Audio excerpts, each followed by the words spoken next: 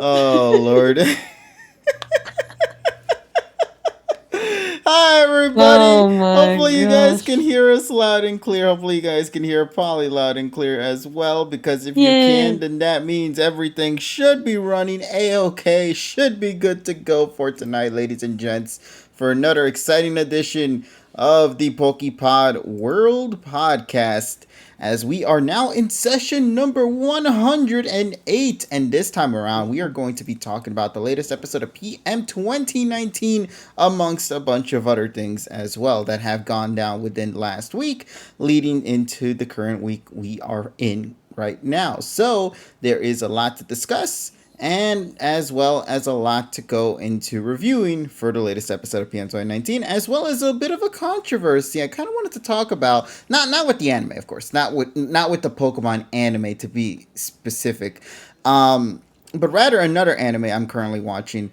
That's kind of been leaving a bit of a sour taste in my mouth, and I thought it'd be kind of fun to talk a little bit about it when we get to that discussion, of course. So, ladies and gents, I hope you guys have a fun time tonight. I don't know if you guys got a chance to hear her in the background a little while ago, but our friend Polly is here as well. So, say hello, Paul. Hello, everybody. And of Uh, course, you'll yeah. know Tyrone will join us soon whenever he can. Of course, not really sure his schedule style, but he'll be with us momentarily as well.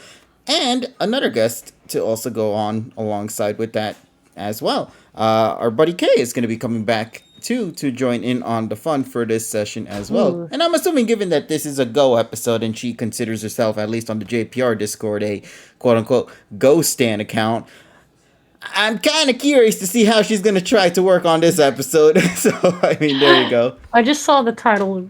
Oh, now you just. Listen, man, I heard that voice and I see everybody saying Suave Inteleon voice, but every time I hear Suave, my first initial reaction is completing that statement with mente. So it's like Suavemente. Oh, God. If I you ever mean, you're live in not the wrong. world of like urban New York, though, you hear that song so much, man. But it's such a good song, though. It's such a good song, too. TSS should return next week, I think. Not sure just yet. I think he might be finishing his vacation time on the 6th, but that doesn't necessarily mean he'll be coming back on the 6th. It just means that his time will end there. And then moving forward, in future Pokemon discussions and other shenanigans as well, TSS will be joining us by then. And so far, if you've been following TSS on his Twitter or on his Twitch, he's been doing fine for the most part. So I'm very happy to see that. And anything else off the top of my head I'm trying to think about? Think. Yeah, that's pretty much it on TSS's part.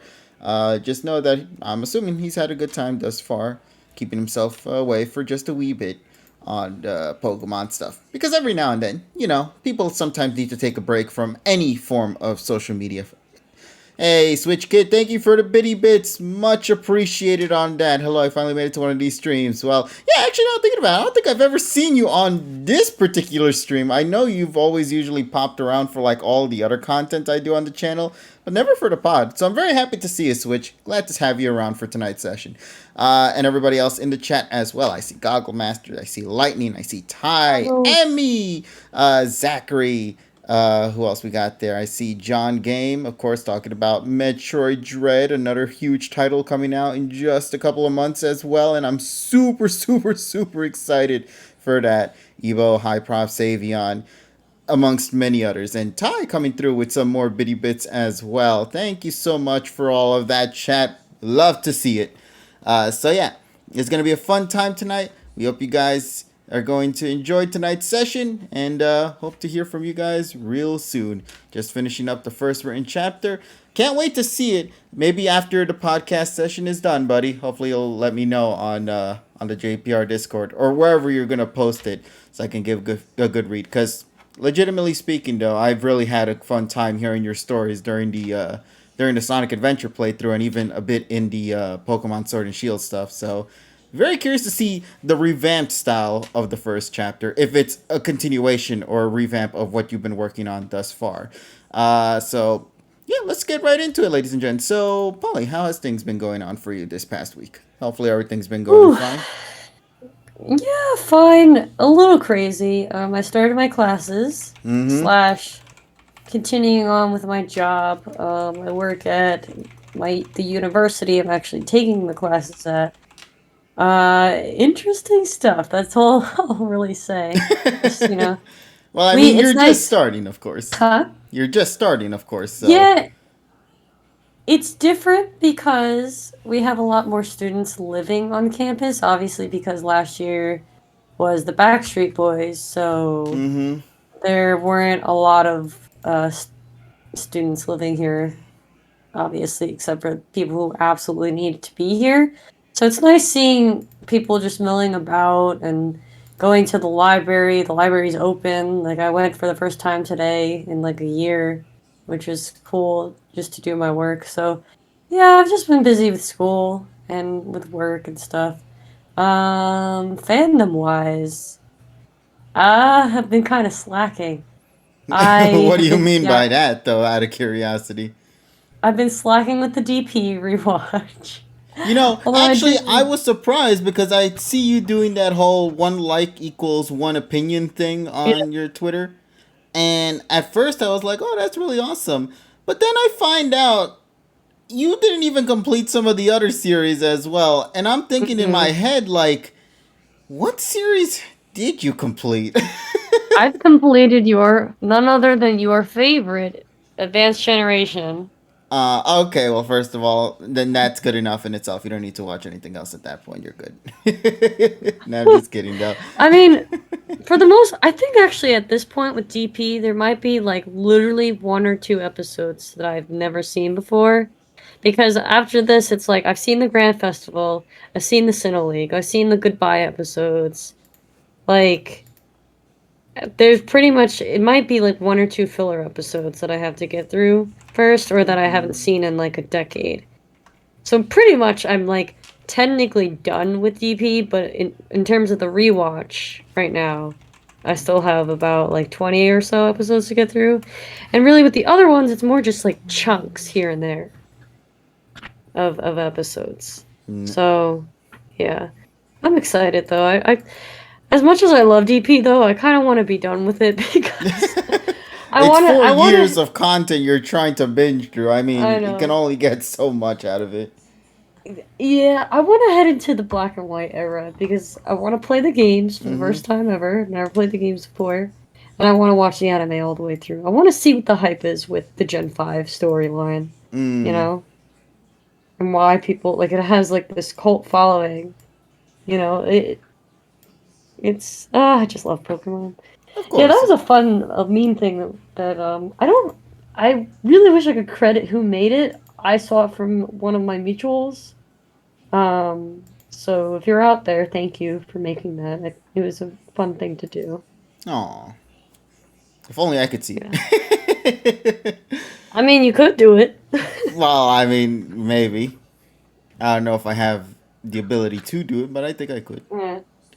Ah, man, but it is fun though, just to sort of appreciate the world of Pokemon sometimes. And I think that's Yes. the most fascinating bit about Pokemon is that everybody has something that they like. While everyone still appreciates Pokemon, everybody doesn't appreciate the very same thing within Pokemon. You know what I mean? There's Hmm. always like we'll always still admire what the Pokemon franchise has done, but we'll Hmm. always have different attachments towards different aspects of the series, whether it be for the anime or maybe the games itself, the spin-offs, the cartoon, the Hmm. music. Like there's just so many different things that I feel is just incredible to think about with Pokemon. That it kind of is like a snowflake. You can meet so many fans of Pokemon, and there will never be two alike.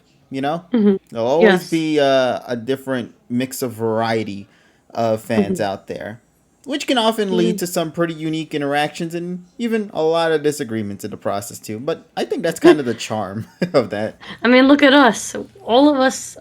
Well, We all despise the series everybody else admires. Like let's be real here. TSS with Sun and Moon, me with X, Y, and yeah. Z, Tyrone with DP, you know. Yeah.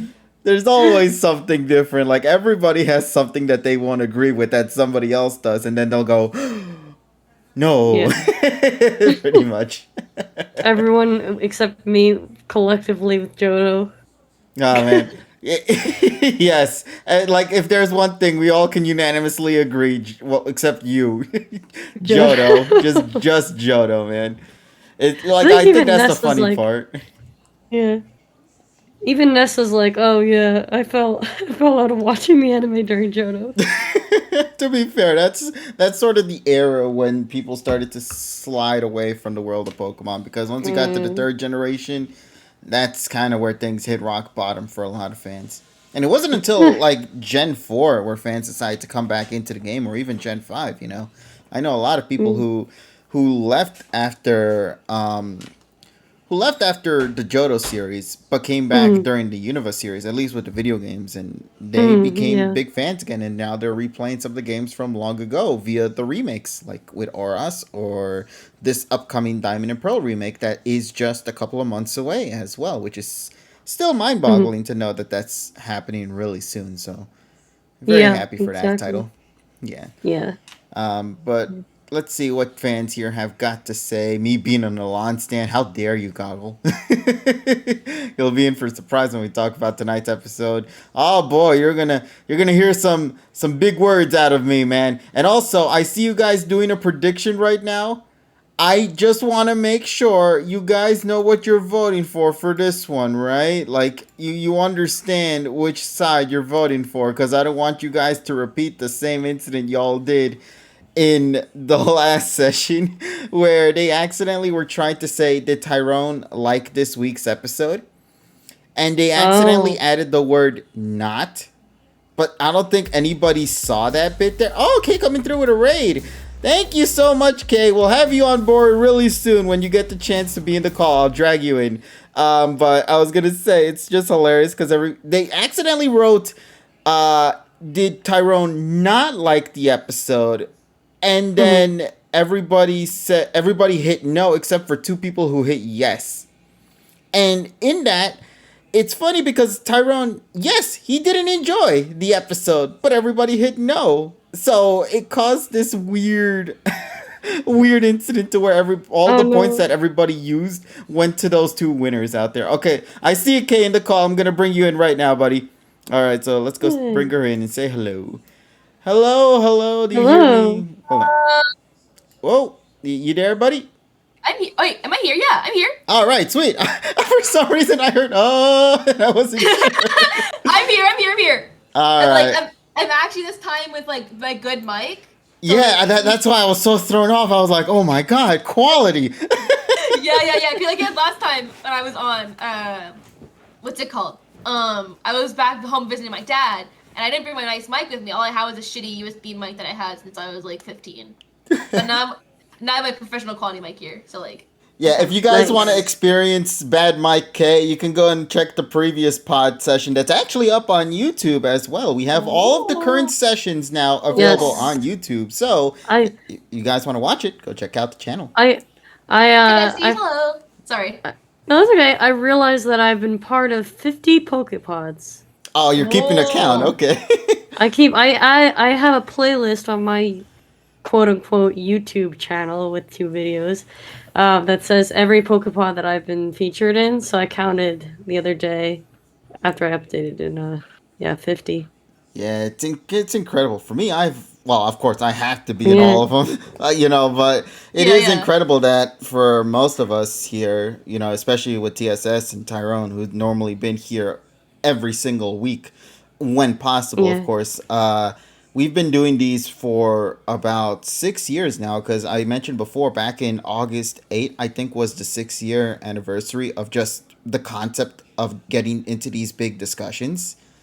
And then yeah, now we're 6 years. It's like 300 plus episodes of the pod just in general have already been done, and that's like Oh every my god. podcast is normally um 2 hours. So think about that. That's like Mhm. 600 plus hours worth of just us chit chatting away, talking about games and Pokemon. It's incredible to think about that. And I'm always amazed and blessed by so many of you fans who've been with us here throughout the years to continue watching us and seeing us grow and change and mix things up a bit. I mean, for the first time, I think in a pod in a good while, there's more females in here than males, and I'm the only Yes. one here. So Has it ever been you, me, and Nessa? no, it's Maybe in normally the TSS. beginning. Remember, TSS is Oh yeah, always usually TSS. here, so it's Yeah. always usually a Wow. nice split between the male and female here. But now I'm being outnumbered by you girls. It's such a funny Look at twist there. us. Oh my god, damn bestie. Oh well. But you know, I'm okay. No, Evo, that's not what we're going for with that. Oh Absolutely my not. gosh. Absolutely not. I listen. People keep I don't know why people keep thinking. Unless our names are Mim and I forget the other people.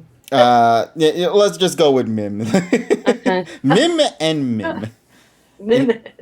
But let me see. Tyrone's going to show up soon. That is correct. I think he will be joining us soon. Although I will always still get confused with the statement Evo says EGS. No, listen, man. I don't know. I have no idea where that joke came from. But for like a good while back in the day, everybody kept implying that. And I'm like, why? And the obvious answer that everybody kept going for is that I'm oblivious. And I'm like, what? What does that have to do with anything?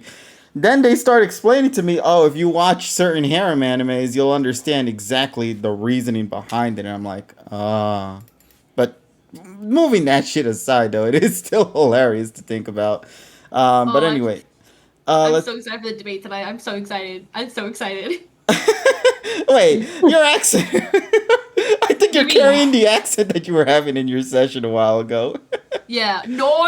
No. Yeah. So it's a big joke in my channel that like Australian accents hit different. So Yes. like, no, Cleo, get the water. No. Wait, are you Australian? No. We just make jokes about Australians and they sound weird. Yeah, that was her final thing I remember hearing in her session on Twitch before she hopped on here, and I'm like, what is she doing? And it's just watching Australians, I guess. And We were just watching Australians, yeah. yeah, exactly. Now I feel like it kind of starting to bleed a little bit into your voice. No. Exactly. There you go. But let's take a look and see what we got to talk about for the week before we get into the BS, shenanigans and all. Okay, hopefully everything's been good for you this past week as well. Yeah, it's been good. School started, so I'm functioning, kind of. You know, everybody keeps talking about school, and I'm like, I haven't heard anything about my little brother's school as of yet right now. And I'm kind of concerned about that, actually. I think college starts earlier. Yeah. In many places, so like... Yeah, I don't understand why it's always so inconsistent with certain things being, approached now and others having to wait a little later. I just wish everything kind of happened at the same time just for consistency's sake. But here we are. Yeah. But so you're also starting school time as well now, okay? Mm-hmm. And hopefully everything will go well for you, just as you, Polly, as well in your new school year here. And yeah. Thank you. I get to deal with middle schoolers. That's gonna be fun. Oh no. Yeah, I'm excited. Middle school is interesting. Middle school pain.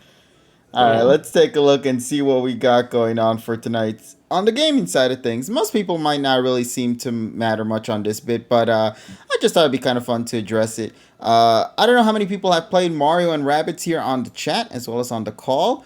Recently itself, and I can't believe it's 4 years since that game released on the Switch, which implies that the Switch is 4 years old, and I'm thinking to myself, holy shit, has it really been that long since the Switch came out? Yeah, I swear to God, I feel like it was 2 years ago I bought that thing. No, that was not the case at all. We also got the newest trailer for Metroid Dread. For those who are newcomers into the Metroid series and you do have a Nintendo Switch, including a Nintendo Switch Online, I highly recommend giving Metroid, or specifically Super Metroid, a shot, because it is an incredible game. There is a reason why fans are super excited to see what is supposed to be the conclusion to the Metroid storyline, at least for this arc in particular, with Metroid Dread and the concepts of simply Metroid. So, new trailer, if you haven't had a chance to watch it, it looks incredible. They're really going into a more nitty-gritty kind of violent type of series out there. And I'm liking the concept so far. It seems like they're going to try to wrap stories up for fans out there that are really excited to see this, come to be. Because I think it's been 19 years since the last Metroid game came out. So yeah, that's what I wanted to bring up for those titles. Let's get to some Pokemon news, why don't we? For those who might not be aware of, Pokemon Masters EX has recently. Master sex. I was really trying my best to work around that. you had to come on. Don't act like you didn't make a joke about it years ago when it first came out. No. See, the reason why I talked about it back then was because it was trending, and it would be a misused opportunity to not bring it up. I'm pretty sure you did the Burnett Kukui baby. No, that was Tyrone. I think it was. I think it was Tyrone that did the hashtag with Burnett and Kukui with that thing. Oh but my God. just to explain for those with Masters EX, yes, they are celebrating their 2-year anniversary on their game with the release of Lily and Lunala, N and Reshiram, and I believe Steven Stone, which I swear to God, it looks like he's wearing a mariachi outfit without the hat. I'm gonna see what he is wearing. Yeah, look at it, and a shiny Rayquaza as well. So it's just these really cool new designs, rocking with some Pokemon, and I'm just liking it so far. Now, I'll be honest with you guys, I do not play Masters as often as others, like my buddy TSS. He plays that game on a daily basis. He can tell you straight up just how he approaches that title, and I approve of that. You know, that's his gacha game, that's his fun game, so you know, let him have his fun time with the title. For me personally, it's just sort of a hit or miss. I still enjoy the game for what it is, but just never really kind of became attached to it as with, you know, other gacha games. And I think I have too many already under my belt. And speaking about gacha games, Genshin Impact is going to be releasing its 2.1 update this week. I think tomorrow, if I'm correct. So excited. I am too, because I'm expecting to see my girl Ball, and I believe there was another female character that's also going to be in that banner. Yeah, Sarah's the 4-star. Yeah, so we're going to be getting 2 new characters in this upcoming banner. Fingers crossed, chat. Please give me your blessings in the chat. I need to get my girl, man. I believe this update is Ball, Sarah, and then Kokomi. Then after that, we get Toma and possibly Goro. Well, I'm hoping for Goro as well. Goro's so good. He's so pretty. Cute. Yes. He's a little fox boy. We're finally getting. Well, I thought he was a cat boy. Is he a cat boy or a fox boy? I think he's a fox. I hope he's fox. I love my foxes. So if he is one, that also implies that there are fox girls as well. So Genshin, get your ass working on these titles, god damn it. So yes. Do you believe, let me see what Chad said, you believe Coco will come back in the Blue Pokemaniacs? Hell no, that feels completely forced if they somehow decide to do that. So I don't think so. Oh yeah, the girl from Horizon Zero Dawn will also be in Genshin 2. If you play on a PlayStation 5, I think, or a 4, you will get that character for free, and then everybody else in the next update, they'll get the free character as well for 2.2 or 2.3, whatever it is. Point of the matter is they'll get it. The rest of the people will get it. However, and I think this is really dumb. I don't know if you heard about this one, Kay. Apparently there is a weapon that you can get for Alloy that's effect will only work if you're playing on the PlayStation console. But the effect will not work if you're using that same weapon on PC. I don't know why they thought that was the case to make that weapon a thing, because that means that bow that could be good in PlayStation 4 and PlayStation 5 means that the weapon is completely useless because it doesn't have an additional stat boost at all attached to it. It's just a generic bow. That's it, you know. Really? Are you sure? Yeah, that's what I heard. That's what I remember hearing back when they showed off the images of Alloy and the weapon that she was going to rock with. I don't understand why that's the case, but yeah. That sounds like a terrible idea. Oh my god. Wait, there might be a Ganyu rerun coming up. Wasn't there already a Ganyu rerun? So would they do one again? No, they haven't done a rerun yet. I could have sworn they did a Ganyu rerun. If they didn't do that, then well, time to start saying for her. Then goddamn, I have too many cryo units though. I'm just waiting for Hu Tao to come back. Please give her to me. Ah man, you know, I learned something recently with Hu Tao's story.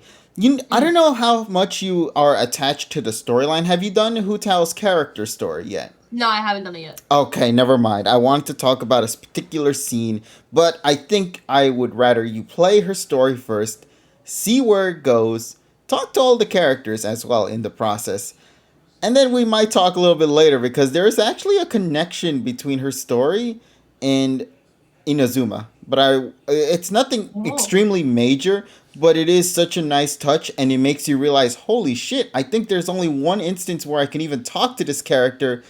How the hell was I supposed to remember this when I get to this island? Kind of situation.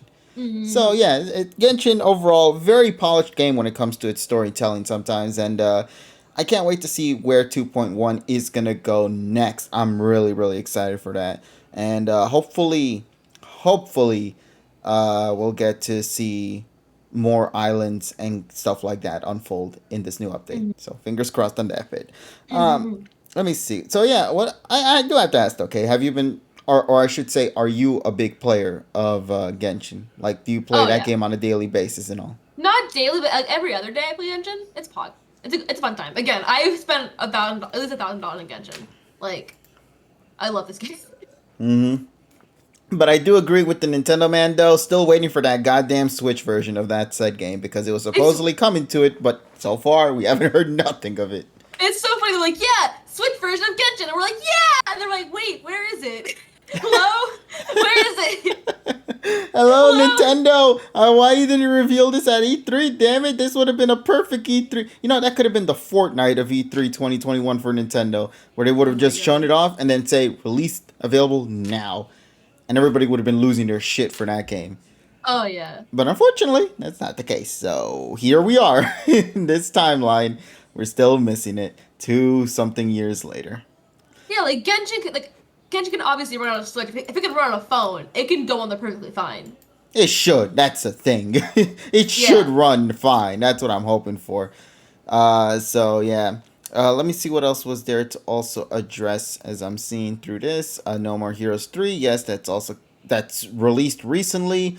It is supposed to be the last No More Hero game, so I hope everybody who does own a Nintendo Switch do get that title and have a fun time with it.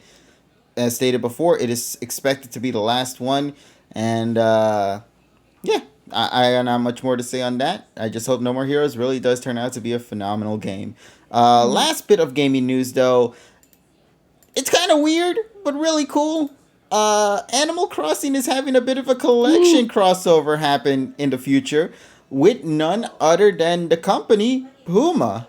That is correct. So, Puma X Animal Crossing New Horizons collection, which is expected Ooh. to release Ooh. on September 18th. Now, while we haven't had the I did opportunity to not have know seen this. all of the designs that they will be releasing, they did give us a little bit of a sneak peek on their sneakers, which does look pretty solid, I would have to say, on that bit there. If you guys want to check it out for yourself, here Ooh, I'll I post. love those slides.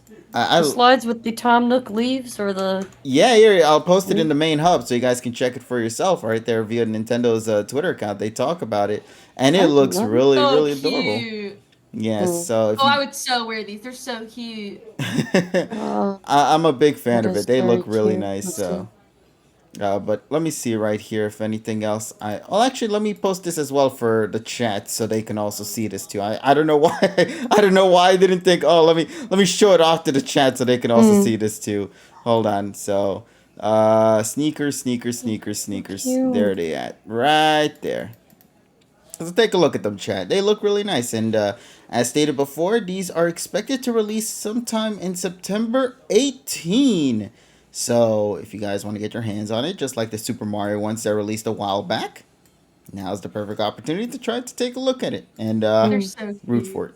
I love it when collaborations like this exist because it really makes it feel a one of a kind experience. You know, Mm-hmm. like you buy something now, you'll know it ain't coming back. So Yeah. you want to cherish that moment. Oh, it said dropping alongside the shoes includes a character adorned pullover hoodie, a tee that's dressed with all over leaf patterns, and a long sleeve tee, sweatpants, and shorts. Which we did actually get to Ooh. see those designs too, which is Ooh. really nice. They once again, like I stated before, they look really adorable. So Oh, 1 of 7. Wow, I didn't. Okay, the here images. I'll show you guys once again on the main hub so you Oh, guys can see there it they for are. yourself. I love the Ooh. Oh, the hoodie though. I'm hoodie's a big cute. fan of the hoodie. It's so cute. Ah, God. But the other one is just as great too, which is the shirt. Let me see if I can post it here, if it'll show me. It's very I cute. just love it. Thank you so much for the follow, by the way, to Mew Sammy. Much appreciated. But let me show you guys the sweater real quick, or the hoodie, because I'm telling you, man, that hoodie looks really, really No, the clean. shirt is so cute. The shirt's so I cute. love everything Oh, about it. oh, the villagers on the back. I know, that's what I love about it too. It's such a simplistic design, but it works so well for what they're trying to go with here. Can't argue with this Mm. one. So there we go. Yeah, so let's get to some Pokemon news, why don't we? For the Pokemon Diamond and Hmm. Pearl remakes that are coming out in just a couple of months, as stated before. Um, Now, I don't know how many of you here in the chat, as well as those here in the call, have been paying attention to updates towards the Diamond and Pearl remakes. But the one thing I wanted to talk about for a little bit is the contests that we're going to be getting in the remake. Because a Hmm. lot of people were expecting contests to sort of have a similar approach to that in the original Diamond and Pearl game, where it's basically duke it out with the others, try to show off your moves, and try to come out on top and be the victor in said contest. And that's kind of expected to be like just how other contests were designed. Even in the Oras remake, I think they had contests for that, did they not? I don't Yeah, remember. But Yeah, they did. okay. cause what's her name? Oh, Lucia, something like that. Yeah. Lucia. Yeah, There you're was right. someone. But here's the thing, though. Apparently, in the Diamond and Pearl remakes, supposedly you guys are not supposed to be duking out with each other, but rather you're actually working together Hmm. to accumulate points together, and then depending on how much you make, that's gonna be what dictates what position you get placed in. So it's like So, you're not fighting against each other. You're working together towards a common goal. And I don't know. I feel like that kind of makes it lose the appeal of what you're trying to achieve with this. No. no pun intended. Okay. God, I'm sorry. I didn't Oh even my god. realize the pun is the issue. But No, yeah, I feel the same way. Like, I mean, I didn't even know that. I didn't play contests in the original games, so I'm not really sure like how far different it's gonna be.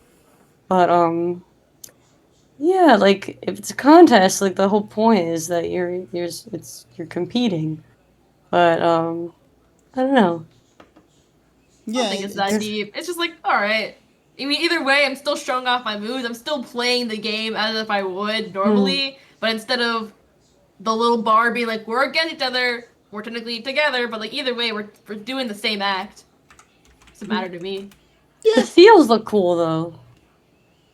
I love it. Given that now it's in 3D, the Pokemon feel Hmm. more. I guess what's the perfect word to expressive. There we go. Yeah, yeah. Yeah. They just feel nice. So Cool. it says here up to 4 performers can dress up, dance with their Pokemon, and try to wow the crowd with their performance skills in super contest shows in Pokemon Brilliant Diamond and Pokemon Shining Pearl. Let's see if there's anything here that it goes further into explaining what is that. No, they just say, oh yeah, we got the coolness, cuteness, beauty, toughness, cleverness, and all that. So, and they just show off a little bit more of the information on that, as well as the underground, which is everybody knows what that is. But the new Hmm. content that's included with it, such as the caves where you can encounter wild Pokemon, is something we already discussed before. So, yeah, that's to be expected. Now, yeah, not much more exciting news for the world of gaming per se. It's been a nice, quiet week. Just generic, simplistic stuff, which I believe is okay. Nothing really groundbreaking on that there. I just thought I'd kind of share a little bit of some news and trivia and explain to fans just what it is to expect within this upcoming week, as well as the many months ahead of us as we approach these said titles. So, there you go. So now let's But get to without the others, what about the I others? was gonna say you have a very one-dimensional, only Pokemon and Animal Crossing loving person. Ah. You're like, how am I going to extend this to 2 hours? Yeah, like, what can I do to extend? Well, to be fair, I did want to talk about something, and I feel a lot of us here in this call can agree with. We like anime as well. I think that's something to say. But the thing I wanted to talk about is, I don't know how many of you guys are caught up to it, My Hero Academia. Because there is a bit of a controversy that is unfortunately going around with the My Hero series. Not with the manga, but with the anime. And I kind of wanted to talk a little bit about it because it involves a very important arc that a lot of fans who enjoy the manga series were highly anticipating with this in anime form. And then the anime comes, and this is okay. Let's get to it real quick. Spoilers, a little bit of spoilers. Not gonna go too deep into details about what it is, but I am gonna talk about the name of the arc, My Villain Academia. I'm caught up. Okay, I meant for those in the chat as well. What about for you, Kay? Are you also caught up to the series, or are you also just watching it? I don't really keep with My Hero very much. Like, I remember I watched season 1, and I was like, this is fun. And then I'm like, okay, I'm ready for season 2. And then season 2 happened, and I think I watched like 3 episodes, and I just stopped. I don't know. I feel like as I get older, I was talking about it on stream earlier. I think as I get older, it's harder for me to keep with anime. Especially because there's just so much of it. Like, what exactly can you watch? Much. Yeah. Like, people keep telling me to watch this or Love Live or Sailor Moon and all that. Trap. No. I'm saving you right now. The show's not good. The girls are just kind of okay. The songs are just okay. Don't. Wait, what are you talking about? Oh my god, I finally found someone who actually does not like that much of Love Live. As someone who spent so much money as cosplayed Love Live so much, it's not worth it. Oh, you've cosplayed? Wait. Which characters? I've done Nico, Honoka, Chika, Mari, Kanan. Wow, a lot of them actually. I've also cosplayed Nico. What? I've also cosplayed Nico. Nico's very good. I'm trying to think, who else have I done? I've done Yo is my girl. I haven't done Yo. I've done Hanamaru. Oh my gosh. I didn't know any of this. Who else am I missing? The one girl everybody keeps pushing towards me and seeing in this show, I haven't seen it by the way, is Kotori. Have you done her at all? Kotori fucking sucks. She's the actual worst. She's my least favorite. Why do people think? Everybody keeps telling me that Kotori is supposed to be the one. That Kotori no. You're a Hanamaru girl. I'm like, excuse me? You are 100% a Hanamaru girl. I can say Hanamaru. Yeah. Hanamaru? Who's she? Like the troll. Like she's okay. I'm already digging her character and I don't even know her. Hanamaru's like baby. Yeah, she's like tough. But she actually has personality. I like Hanamaru. Okay. Because I swear to God, like, if you go to other sessions I've done, whenever we talk about Love Live, the one character that seems to be brought up the most is Kotori, because they keep referring to as the Rowlet chick. And I'm like, what does that mean? And then I look online on Google and I'm like, oh, it's her, the one where they got her to dress up as Rowlet or Rowlet get dressed up as her. And I feel like that's the only bit of her character I know about. She's the Rowlet chick. Wait, that's it. Did you put an ad on, KG? No. Did you run an ad? No, why? Because I got an ad break. I swear to God, I can't control these things. I'm trying to think of who you would like out of the Muse girls. Well, okay, okay, my question is, are they the first season ones then? I'm assuming. Yeah, the first season, yeah. Okay. Ah, man. Well, I guess I should look at their designs and just base it off on that. And then if I ever do watch the show, maybe my opinion will change or maybe it won't. So let me go take a look at these characters. Why don't we then?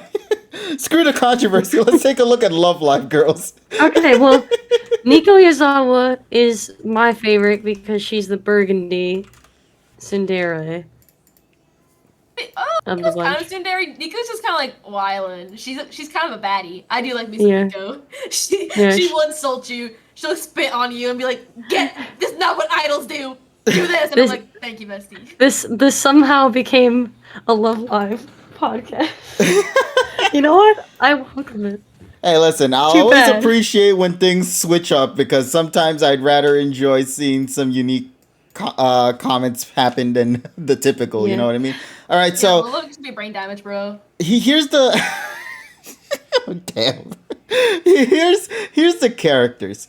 I don't know if these are the ones. Let me Okay. see. Honoka, Ellie, Katori, Yeah. Umi, Yeah. Rin, Maki, Nozomi, Hanayo, and Nico. So Oh. these are the characters from Use, or how do you say it? Use or Muse? Okay, It's used. so I think you would probably actually like Hanayo, and that's actually who DJ's favorite girl is. Hanayo's good. She has culture. She's right. Let me I see accept her character. She is. Oh, she's a short-haired, or yeah, short-haired girl. Yeah. Okay, I like. Just seeing from a PNG file, it is very kind of difficult to get her character, but she looks She's simple just though. baby. In my She's just baby. Yeah, she's very shy. Like she opens up a lot more as the season goes on, but you know, she has to come out of her comfort zone a little with singing and performing and stuff. okay, because I'm looking at Um, Hanayo's artwork of her character, and she looks basic in her position, and then I switch over to Nico, and they give her this really cute position and all. And I love the maybe like Nico. Nico. Yeah, she looks cute. Nico. Listen, I like the twin tail design, so I'm a big fan of that. Nico's so good. Let me She's such see a who else we baddie. got. Oh shit, Okay, I gotta show Nozum, Kate. Nozomi.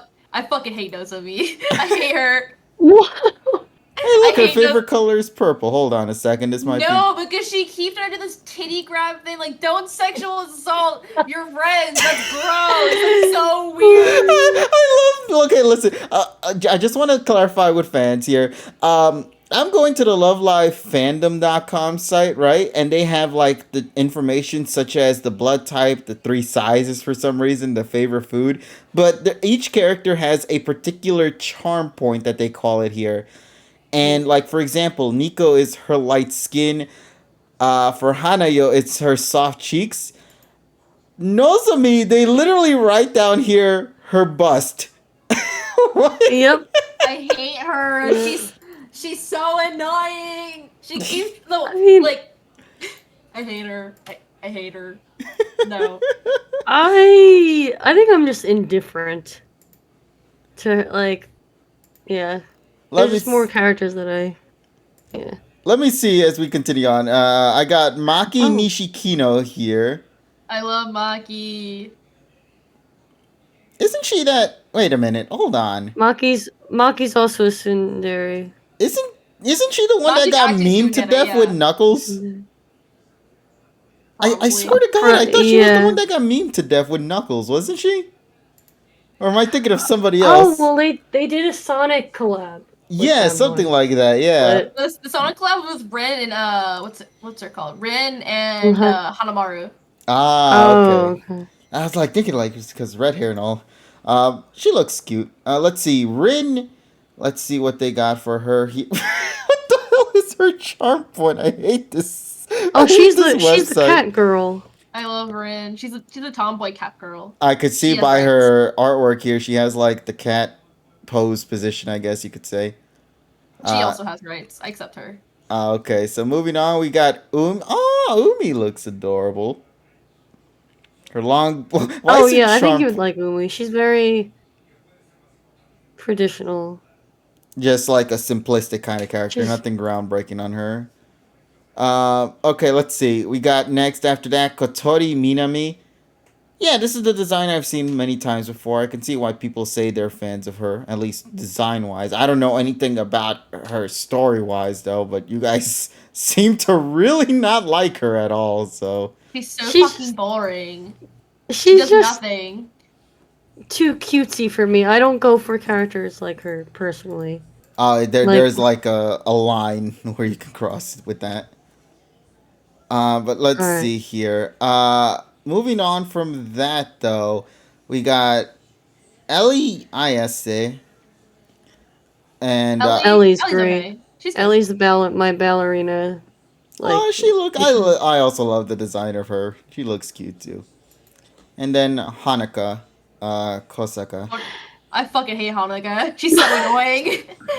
Haneka's so Hanukkah has annoying. the main character energy that I'm not a huge like.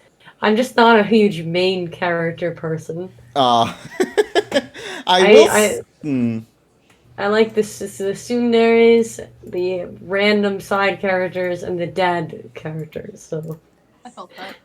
Ah, man. Okay, so now that I I've don't seen get the on. designs, though, I'm a, I'm gonna say just going from their designs. I just want people to remember I'm only going based on their designs. I have no knowledge on the character at all at this point, and maybe my opinion will change when I get to watch it. But I'm gonna be honest with you. I'm really digging Nico's design and Maki's Yes, design. yes. I I dual ship them together, so it kind of works out. Oh really? Now okay. Well, Yeah. unintentional. Look at that. And also, Oh yes. Oh yeah, I do ship them. yeah. Also, you posted that on Discord. That looks so adorable. I love it. Thank you. That uh, was my Backstreet Boys cosplay since couldn't go to Anime Boston that year. aw. I would Yeah. post mine, but I don't want to show my face, so like, just imagine it's there. I've done a couple eco outfits. It's perfectly fine. Kay. Curious to know. But yes. You got the Polly. Also, yes, intrigue. Emmy, the dog. So yes. But Polly, main character vibe can be tsundere depending on what series.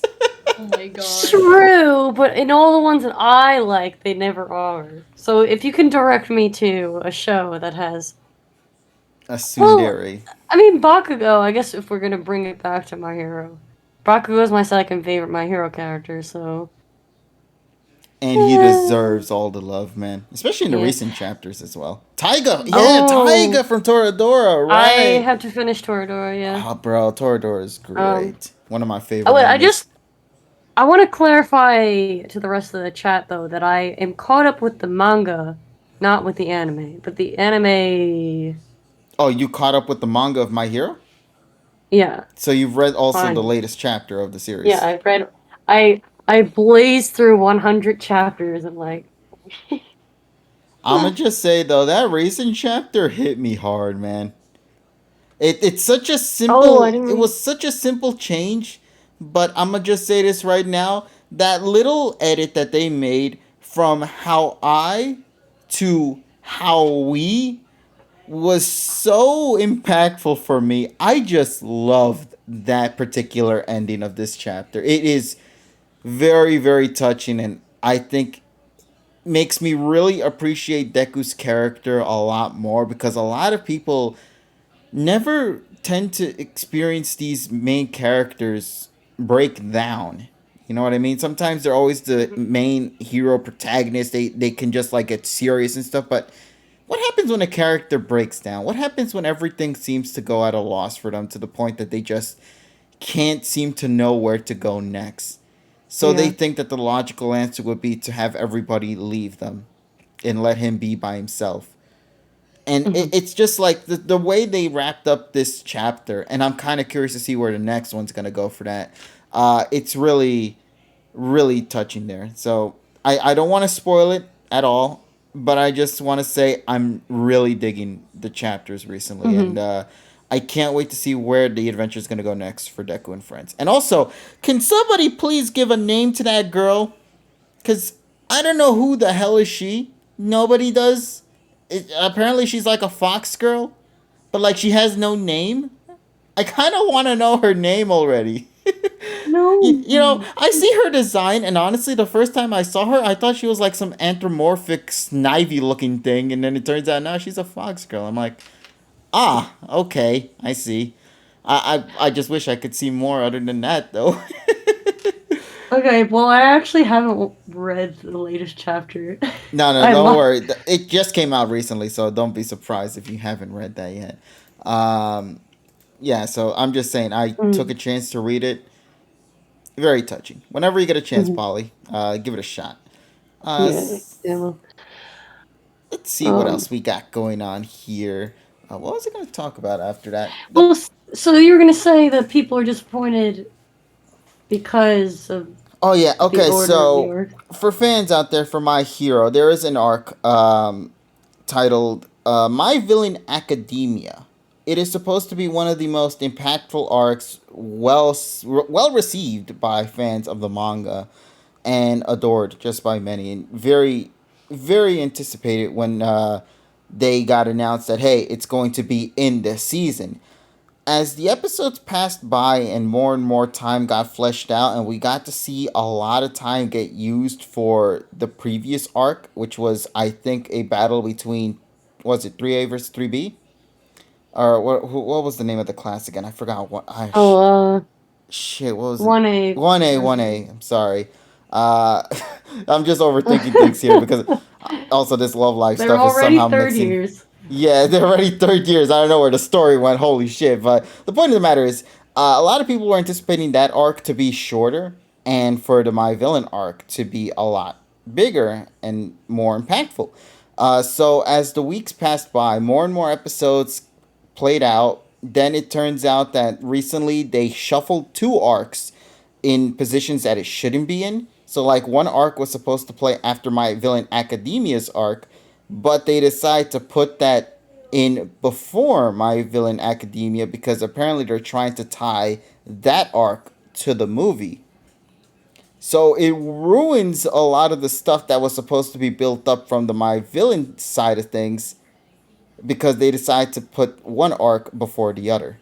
And I didn't like that. Mm. And then as more weeks passed by, it turns out, yo, when My Villain Academia comes out, we're only gonna have maybe 5 to 6 episodes of it instead of how many were fans anticipating, like 7 to 8.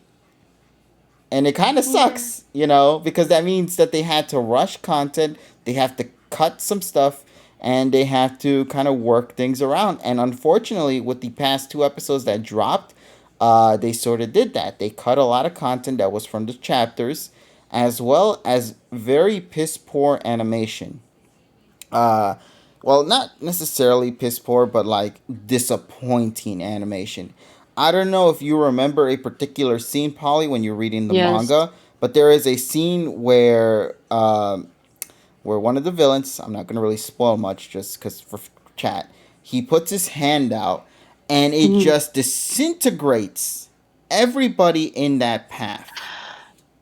Okay, you might know what I'm Yeah. referring Yeah, I to. know. Yeah. And in the manga, you cannot deny that was probably one of the most menacing scenes that they've adapted in the Hmm. manga. Okay? Yeah. Now, how do you think they adapted that in the anime? Do you I'm think they worried. legitimately made like a full fledged animation just showing the disintegration of all those people one by one as it just disappears off the face of the earth?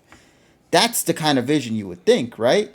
Hmm. And instead, it was like a PNG file slideshow where they didn't Oh. even like animate at all. Like they just moved the characters slightly to the left and the disintegration slightly to the right without any animation of them disintegrating whatsoever. Why? They're like they've been so good with other seeds, like even with like Mob Psycho or other shows. Like I don't get it. Is it just like the budget or is it just them being lazy? I don't really know, honestly. It's such an interesting direction that they're taking with it because the last arc that they focused on was mid for fans. Like it's kind of like 50-50. Hmm. It's kind of good, it's kind of bad. It's sort of there. But the common thing fans have to say on that is just we don't like that it's placed in this position. It should have happened earlier or something like that. Hmm. But Yeah. that's fine. But the thing is that arc got really polished levels of animation on that particular arc. So when we go into the My Villain side of things, and it doesn't live up to what was previously shown off in that same season in terms of quality and animation, and it dropped in just everything overall, it kind of disappointed the fans, rightfully so. Hmm. And here we are currently with that arc. So that's kind of the controversy I want to talk about. Many fans are extremely pissed off by this. They're disappointed that particular lines that were in the manga that were supposed to be gut wrenching, impactful scenes Uh, were completely removed from the episodes. what? I don't want to Why did spoil they one in do particular. that? I don't understand either. So that's why fans are now starting to slowly drift into the manga side of things and ditch the Hmm. anime now, which is disappointing. But I mean, it just sucks because, like, here's the thing. It's right there. Everything is there in the manga. Like, everything's adapted in the manga, so that way when the animators and the staff that are going to work on the show, work on it, they already have the material to get themselves in the right path. But for some reason, they're like, what if we change things up a bit? And then of course the fans are like, no, we don't need to change anything at all. Just leave it right there. It's literally there. The blueprints are right there. We just have to copy and paste. And then the staff is like, we can do better. And I'm like, no, no, no. This just sucks, man. If I remember correctly, My Hero is like one of the anime, they were really, really close with adapting everything from the manga, like almost like word for word in the past. Like everything was sort of faithful, maybe some tweaks here and there, but for the most part things were faithful. But as time passed on, especially when the film started to get in the mix as well, I think that's where the issue kind of started lying. I don't want to blame the films, because the films can do their own thing, you know what I mean? With Pokemon, it's always the films. Yeah, but like, here's the thing with the My Hero thing, the issue became more, the film caused 2 arcs to happen in different times when they're supposed to be happening in the opposite effect. Like, I don't like that the agency arc happened before the villain arc when it's supposed to happen after the villain arc, but in the anime they put it before, and I'm like, why?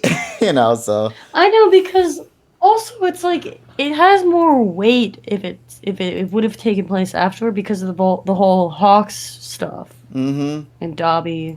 But because that didn't happen, here we are now. So that's so annoying. Unfortunate. Where's Tyrona? Who? Huh? Where's Tyrona? Shouldn't. I don't know. Tyrone has just sort of been MIA. I hope he's okay. I know maybe like work and all probably is getting into the mix. So he's recently had a bit of shift in schedule with some of his work too. To where even some sessions that we normally do game night and stuff, he tends to kind of like move it an extra hour or so. So this isn't something that is new to say, but at least for Monday, this has never been the case. So I hope he's doing perfectly fine, man, and nothing's wrong. I do see him online right now on the Discord here, so not sure where the lad's at. Hopefully he'll be able to join us soon. But yeah, that's kind of what I wanted to bring up so far. Hopefully everyone got a chance to talk about what they wanted to talk about with the session. We talked about My Villain, we talked about Genshin, Pokemon, all that stuff. And then, of course, we'll obviously talk a little bit about the episode that aired this week. And I'm assuming everybody here in this call has already taken the opportunity to see the episode that came out from this week, correct? I have. It was lovely. I had a lovely time. Now, Kay, I'm very happy that you also came back as well, because this is a Go episode. It was a Go episode! Yes, and you are a Go Stan account, so I know you are a really big fan of that. So I really was curious to see your take on this episode, and I'm also going to address my review for it too. And we're going to see if things mesh or things collide with one another. However, before I get into that though, there was something I wanted you to do before in the past that we never got an opportunity to discuss, but because this stuff already had released, I kind of wanted to hear your input on this. Now we talked a little bit about the Diamond and Pearl remakes with the contest and all, but I never got to hear your full-on opinion of what you thought about with the Pokemon Presents that we got a week or two ago, because you weren't in the last session, which was when the time that dropped. So I don't know if you had the opportunity to have watched the Pokemon Presents, specifically for Legends and for the Diamond and Pearl remakes. And I kind of wanted to ask you if you are in any way excited for these titles and something in particular that might have caught your attention the most with those. So if you had anything you wanted to say on that, I didn't get the play on Twitter. I do like the changes they did to Diamond and Pearl. Really, Diamond, Shining Pearl. It got my brain mixes them up. I do like the changes they added, like the skin tone changes, like those little changes. I liked a lot.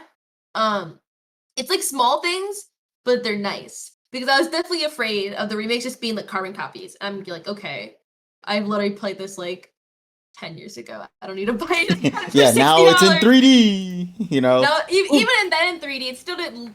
It didn't feel any difference. I was like, whatever. But now seeing these changes, I'm like, okay, you've piqued my the proper remakes have piqued my interest now. Like I actually might spend my money and buy them. I don't know. Oh, there he is. Maybe I'll drop $60. I don't know. Maybe, just maybe. Maybe. Yeah, just maybe. Iron. Quote that, chat. Maybe. It's a 10% possibility. Exactly. 2%. And as for Legends, I'm still equally as excited.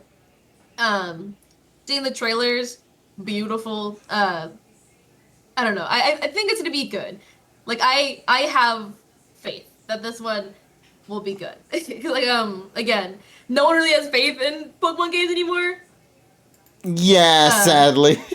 Yeah, but I feel like I have a sneaky suspicion that Legends will actually be passable. It will be a passable game. Oh man, not nowhere good. It's just you pass. You got a 65. You At know. the very least, she'll be passing. But I'm really excited. I feel like what Legends is what they've been wanting to do for a long time. Because I feel like at least for the past couple gens, Pokemon has been this thing where they want to change things, but they're too scared to change it. So I feel like splitting them off the remakes is giving them the opportunity to actually do the changes they wanted, but they're too scared to do. You know? Mm-hmm. You can still see remnants of the fear in there, while at the beginning, the tagline was that this was a Sinnoh. This is taking place in Sinnoh in the past, and a lot of the characters are still Sinnoh characters. They're still afraid to break away from formula. They're just doing it in a way where this is the furthest they've made it.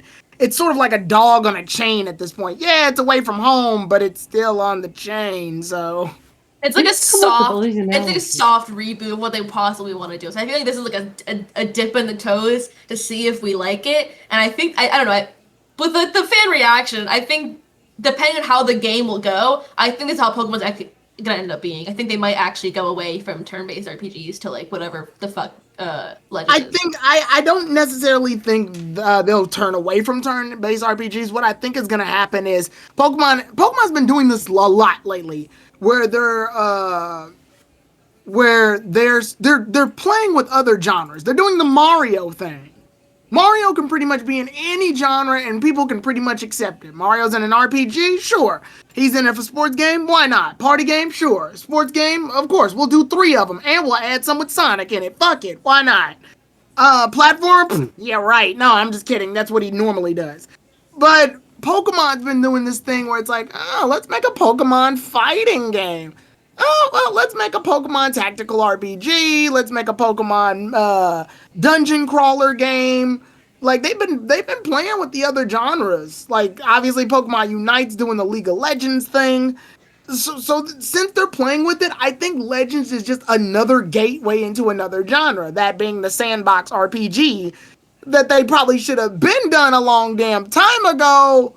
But, you know, here we are. I mean, the preference of Pokemon has always been go out into the vast world and explore and catch pets so that you can fight other people with pets. But here they finally get to explore that phenomenon by actually giving you, you know, a vast open Pokemon world. They've just been restricted to the Game Boy for so damn long and all the other portables that came with it. Now they're no longer stricken. Now they're no longer like held down by it, and thus the nomenclature is born. The problem is that the turn-based RPG has gained such a wide like fan base, plus the competition. Like Sword and Shield alone is the best competitive Pokemon game, period. I wouldn't be surprised if they keep the turn-based stuff alive just for competitive battles. But for the adventure and single-player aspect, we get these, what Kay was talking about, and this be the norm rather than the abnormal.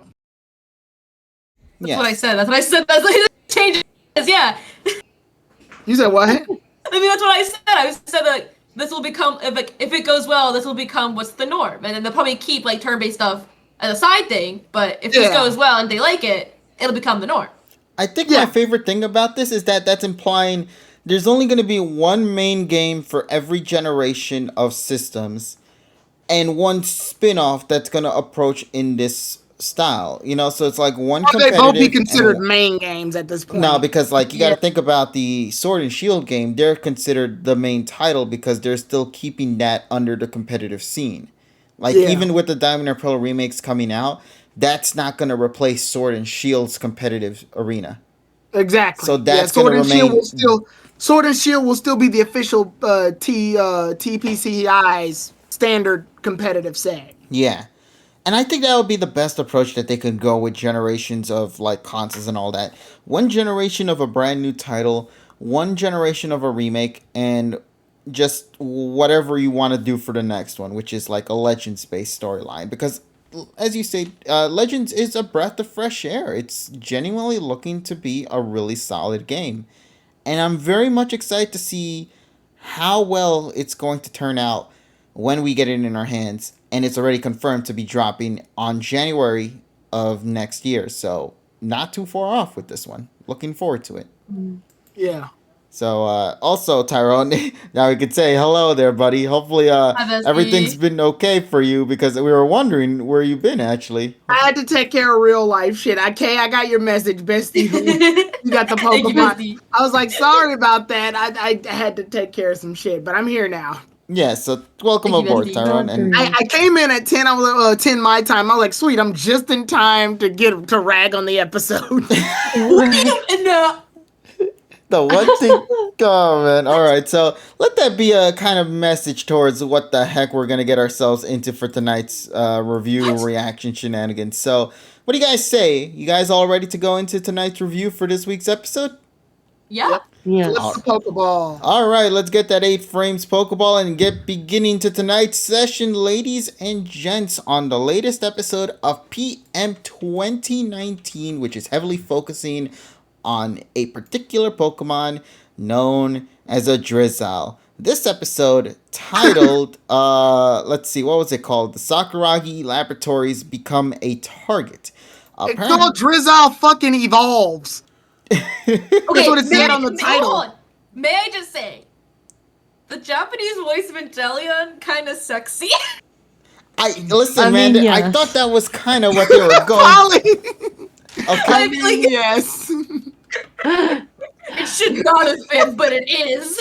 I mean, look, I like Inteleon's design anyway, so Intel. And I'm Oh like, my God. what the heck? Oh, yeah, like, what the fuck?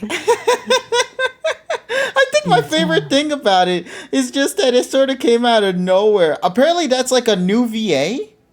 So according to Polly and Kay, Inteleon's name is Intelladdy. Oh, listen. It's just the voice. The voice actor, hello, daddy. Inteleon. However, Inteleon as the Pokemon, ew, gross. Get away from me. I like Inteleon. I love If I Inteleon. close I my like eyes, Inteleon. all I'll hear is his voice, and that's perfectly fine for me. Yes, thank you.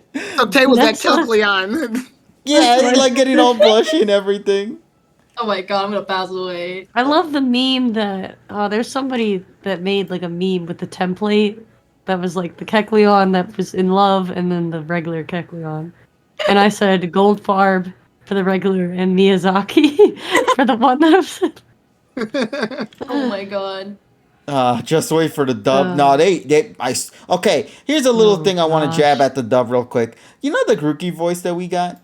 The Rookie kind of voice that it has for the green monkey. so Yeah. You would think, because it's saying Grookey, that, oh, we could do something like Pikachu and leave the voice, right? That logically makes the most sense, no? No, they Yeah, get a save the dub money. VA. They get a dub VA for this one, and they get her, or him, I'm not sure who, but they get to do the voice of Grookey, and they change it. And I'm like, why did Why? you change something Why? that was perfectly fine in the first place? That doesn't need to be the case. You could Because just they gotta pay the Japanese voice actor extra money in their pocket to borrow their voice. Damn, that only just implies that the dubs get it hard then. Jesus.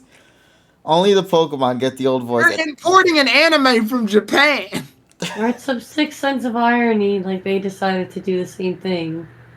Is the That Grookey the- capture episode out in the dub? Yes, it is. That's why we got a chance to hear the thing in action. Also, what's that noise? Is that your fan, Polly? Yeah, that's Folly's. I don't know. Oh, there we go. I guess. I guess so. Never mind. Wait, what? Oh, no, there it is. Yeah, there it is, Polly. But anyway, so yeah. Wait, do you want me to shut? I'll shut it off. Well, I mean, if whenever you get a chance, if you're not speaking on don't anything, die. Yeah, We we just don't want needed you to to know. melt. We just needed to know what the sound source was. The laptop moved right underneath the. Remember, I'm in my dorm today, so. Oh, that explains. Yeah. Okay. But let me see what else I'm missing here before we continue. So yeah, Inteleon's voice, if I just close my eyes and don't see his ugly design, I'm perfectly fine.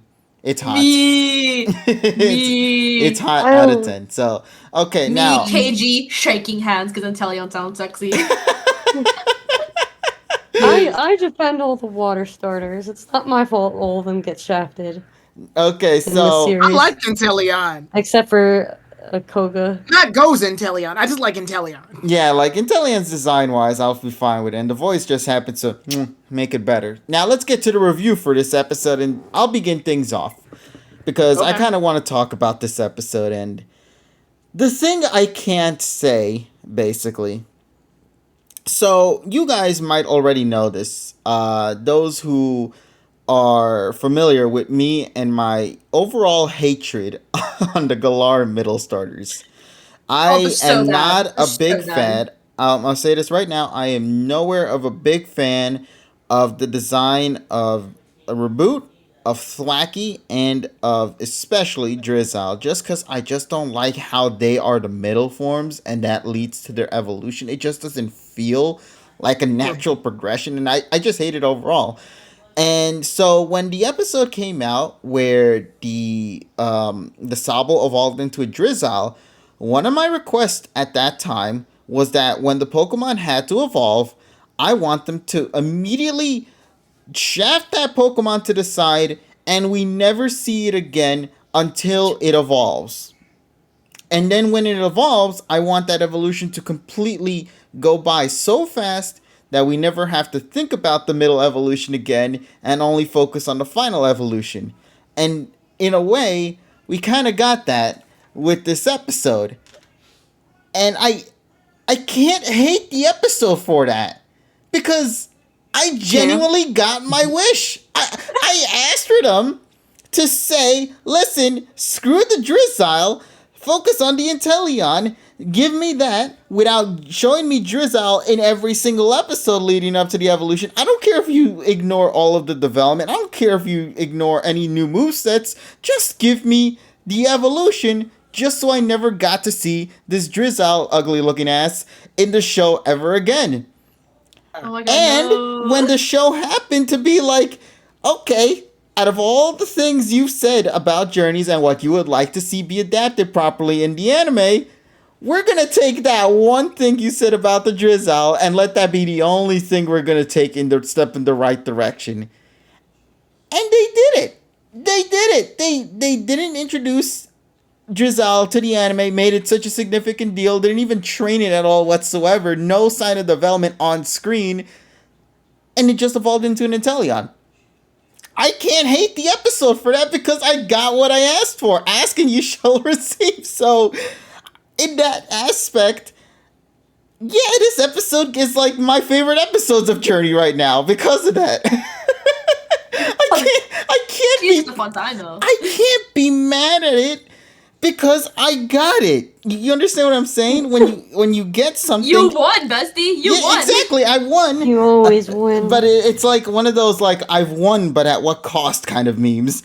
And that's what this episode. I can't hate it. I just can't. So with that being said, though, this is probably my favorite Journeys episodes for all the wrong reasons because OLM legitimately heard my request throughout this entire concept for Sobble. It became a Sobble. When it evolved into Drizzle, we axed the shit out of the show until it evolves into an Inteleon despite ignoring all signs of development whatsoever and just move on into the next. And OLM and fucking ShowPro did that shit. And I'm like, hey, I got what I wanted. So there you go. With that being said, this legitimately is the best episode for all the wrong reasons for me. And for that alone, I cannot, for the life of me, have any courage to criticize something I asked for. And that's what I have to boil it Feels down worse to. than when KG said he liked Hoopa. No, see, The no, movie or see, the Pokemon? the movie. Yes, the movie. But no, see, but Listen, the Hoopa movie is it garbage? Oh, absolutely, but it's so fun to watch. yes, It's garbage. thank you. Somebody understands it. Yes, Kay, that is exactly what I told Tyrone. It is absolute shit. another KG. Listen, I said. No, It's it's so K. bad. It's literally KG. But here's the Oh my thing, God. though. What I told Tyrone was that, listen, the Hoopa movie is hot garbage, but just get a bunch of people who know Annie-Poke stuff, maybe just sit around, have a good laugh with the film, and you will legitimately get a hilarious and fun time with the movie because you all will be burning your brains alive watching the film and questioning why this shit happening. Pikachu's face looks just like this when he's Me, saying that. Jodo. I mean, that's what we did in the Discord server during, like, what was it, New Year's? Yeah, New Year's, we all, like, it was midnight, and we watched, like, the Hoopa movie, and I was losing my mind. But that's what makes the movie so fun, though, That's why legitimately. it was so fun. It was Halloween, thank you, Emmy. It was so fucking good, that's why. But Why was Ground out in the water? Why is he in the water? I'm were- finally, What were I'm the so, making magical fun rock of- things? we were There making so fun of many her. questions. We were making fun of Reggie Gigas. yeah, and the washing machine. I'm just so happy. I finally found another person who understands me with this goddamn film. Thank you, Kay, on that. It's so good. It's so good. It's so good for all the wrong reasons. And that's my review on this episode. This episode is so good because I got what I asked for. And because of that, I cannot for the life of me criticize what I've asked for. And therefore, because of that, it is my favorite episode of Journeys and my favorite arc overall. The Sobble storyline. Thank you, anime. You did wonders. I don't know where you're gonna go with Inteleon's story moving forward. I may be an absolute idiot acknowledging this shit, but that's just how the story goes for me. So there you go. With that said, I better see Drizzle now removed from that intro screen and replaced with Inteleon. Thank you, anime. All right, that's my review, chat. That's your review. Christ. I wish I could say something negative. I really wish I could, but Who's next? I mean, I feel like you guys are gonna get into an interesting debate, whereas I kind of I'm just kind of indifferent, so I don't know if I should go next or why unless don't we you let our want. guest go in then? for Oh this one? yeah, we could. It's okay. You actually saw this episode. I Thankfully, actually saw this episode. yeah. Okay, so just to boil down, if you never saw the K session last time she was in, we had a little mischoice of words, which led her to now watch the episode before the pod. So her review on that one was stuff happened. So I mean, was I wrong? I mean, was you're I not. wrong? No, Stuff no, happened. no, There's no. no way you can be wrong with that. So thankfully, everybody knew there's an episode. We're gonna watch it. Even Polly watched it too. And yeah, we're gonna get into it. So, Kay, I'm gonna pass this on to you, and I have to ask you, what did you think about this week's episode? Okay, I loved it. It was so cute. It was so much. Okay, listen. First off, I don't get to watch Pokemon very often because I'm busy. But when I do get to watch it, it's that sheer serotonin I feel. I'm like, oh yes, life is so much better. I'm watching Pokemon. I get to see my cute boy, my little son, and then my other son. My sons together. They're so cute. I felt that serotonin. Which one are they? Both Ash and Go. They are both my sons, and I love them. They are my Aw. sons. So that was just that alone. I was like, ah, yes, so cute, so nice. There was that, and there's just the what's it called? Getting the art to get to Inteleon, like seeing him be like, ah, my edgy face, but then he was training hard because he wants to be an Inteleon, and you could see the Inteleon in the sky, which was so fucking funny. It was so cheesy and bad, but I loved it. It was so cute. And you can see Go be like, oh my god, he's training because there's mud in the ground. And like, oh yes, it was so cute. And having that bond moment together. And Ash being like, where, because when they lost the data, because it got deleted, Ash being like, Data! And like looking for it, and the fact that Pikachu was looking with him, even though it was so stupid, was so cute. Everything about it just made me so. It was just like serotonin. I was having a lovely time. It was great. So, is there any scene in particular that you also would say was like probably one of your favorite scenes of this episode? Because you described a lot, but like, which one was your absolute favorite one that you would say? No, when Go cried and like Angelia tried to wipe it off, and Go was like, "No, it's okay to cry." I was like, "Oh my god!" I was crying.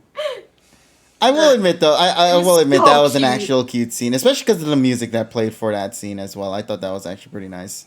It was so cute. Although I will admit though, the whole training development with the Drizzle, I don't know why. It might be because I watched that one particular film. And it's so stupid that I bring this up. Anybody watch Scary Movie? And the aliens in that particular, where they like shoot something out of their hand. Mm-hmm. That's exactly what I was thinking Drizzle's development was like. That's what I thought Drizzle I haven't seen that in so long, but I think I know what you're talking about. It's with the aliens, and let's just say it has something to do with their fingers and squirting water. My god. But all right, so okay, I do have to ask now. Okay, since you described the episode, what would you give it as an overall rating? As a rating? Mm-hmm. It's from an 8 a 1 out of an 8? Like an 8 out of 10. 8 or 9 out of 10. Yeah, it was honestly, again, because I don't get to watch it very often, so I know you guys be like, oh my god, it'll keep, like, I don't get that. I don't get to have the opportunity of watching Pokemon consistently and noticing the problems. I get to watch it as a standalone. I got to enjoy my time, and I was happy. It was a nice time. I enjoyed myself. The serotonin, immaculate. All right, so with that said, we got a 10 out of 10, an 8 out of 10. Polly, I believe, well, actually, Kay, is there anything else you want to bring up, or? I love Go. He is my son. That's it. All right. Okay, so let me pass this one on to Polly then. Now it's your turn, Polly. I have to ask you, what did you think about this week's episode overall? I don't really know what to say about it. That's the thing. It's like, I think I just thought it was dumb. Like no, the thing, it's that character of the day that really irritated the heck out of me. Like, he just they called him Dark Sophocles. Exactly, he was Dark Sophocles. There's just nothing about him that was likable. Like, even characters of the day that are like annoying. Sometimes you could find something likable about them. At night. Yeah, or something about the episode that was likable. There was just nothing going for me. Like they didn't become friends at the end. He wasn't entertaining. Like, it was just annoying. Like, it was just, I felt like an unnecessary part of the episode. Like, I just didn't get what was so important about him stealing the data. Like, it was just kind of, that whole thing was just really silly and confusing to me. I'm not used to ragging so much on Journey's episodes like this. Yes, Polly, let the hate flow through you. In this episode, all right, the Tyrone, villain doesn't matter. What matters is like the character arc and growth to get Inteleon. That's all that matters. And that's what makes Drizzle turn into Inteleon. I mean, that's the thing. It's kind of important. That's the plot. I like the main guy doesn't matter. I never minded the Sobble Drizzle Inteleon line. I really like the design, actually.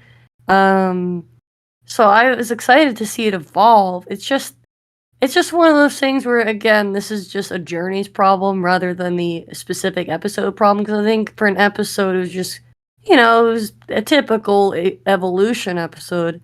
But it was more, this time it's just like, why should I care? Because we haven't seen any build-up to it because Drizzle's been hiding away in the cave for so long. Now, I liked that plot line because I thought it was an interesting concept about, individuals needing time, if they're going through a certain phase or whatever, before they can, come out of their shell again and emerge as the butterfly coming out of the cocoon sort of thing.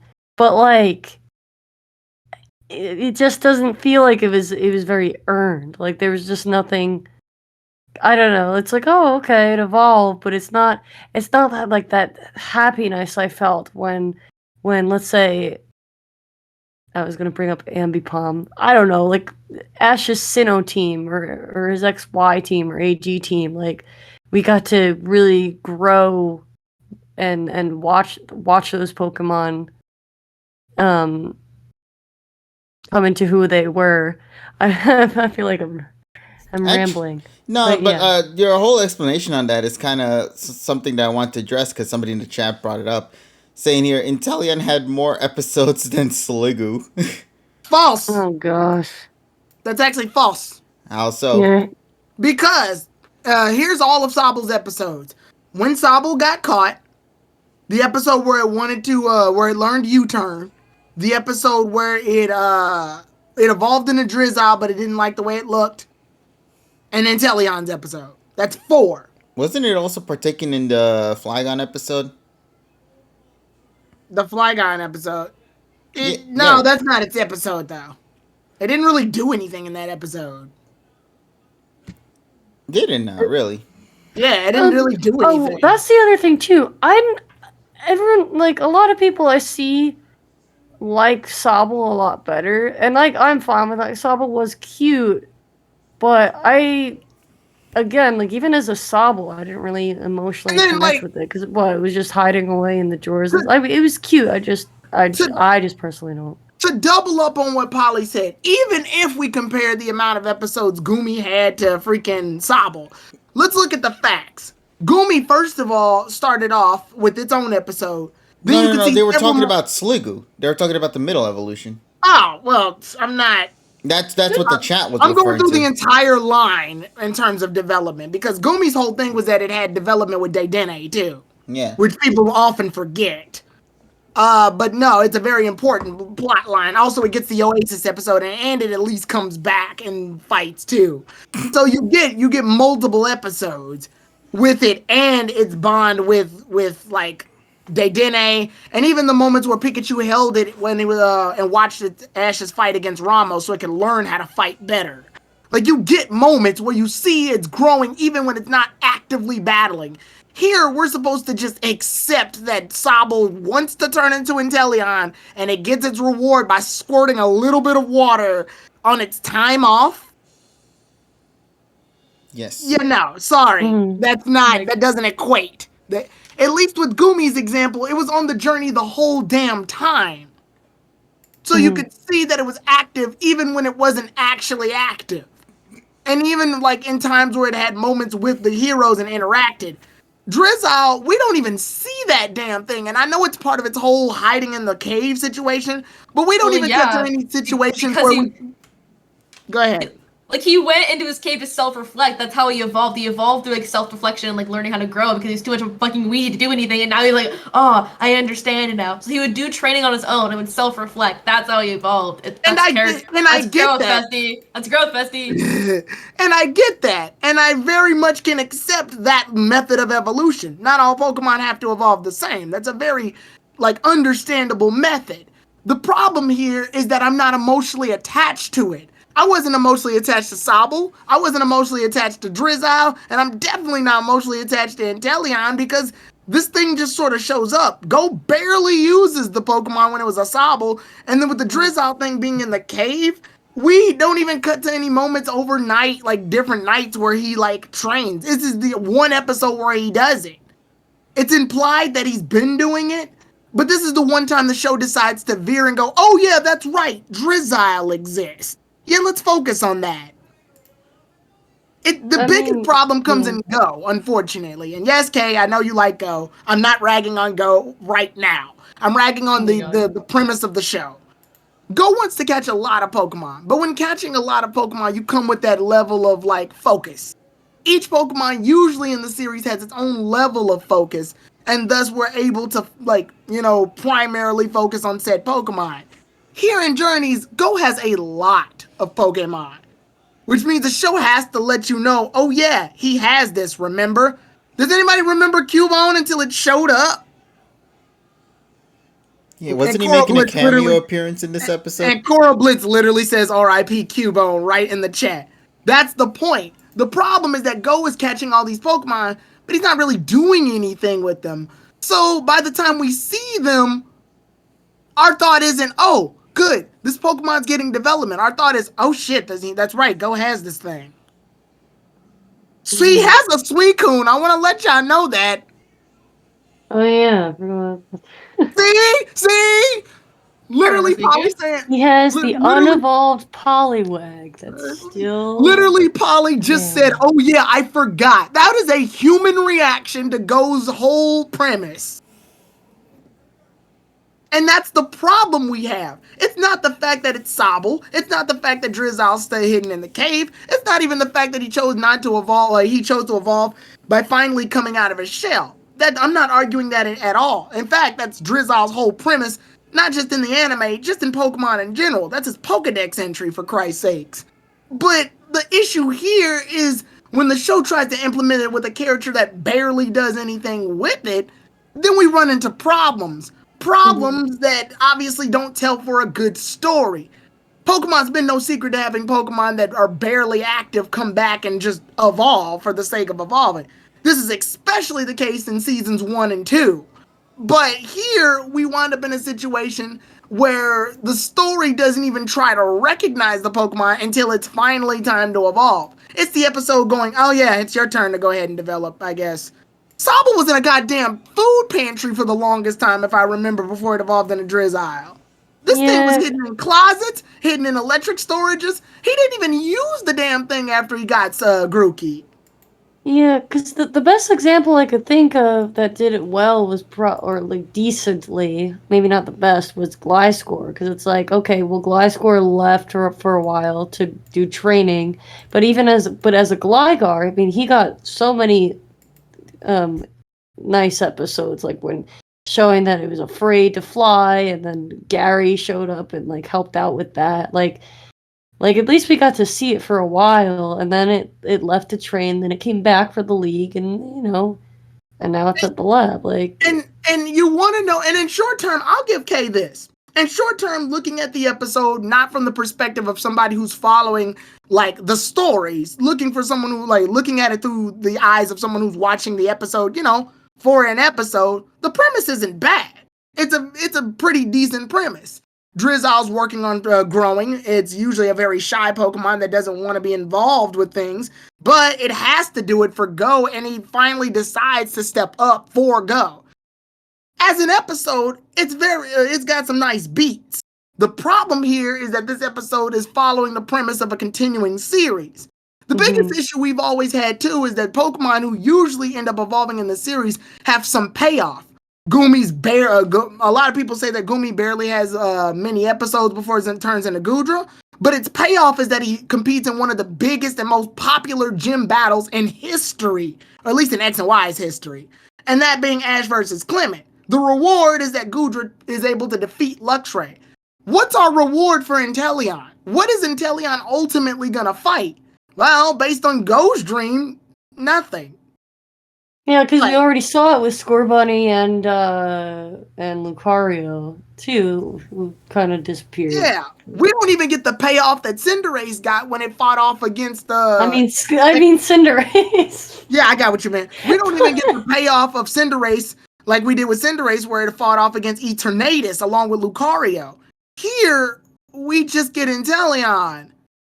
Yeah, I can't wait to see Go use that against. Oh.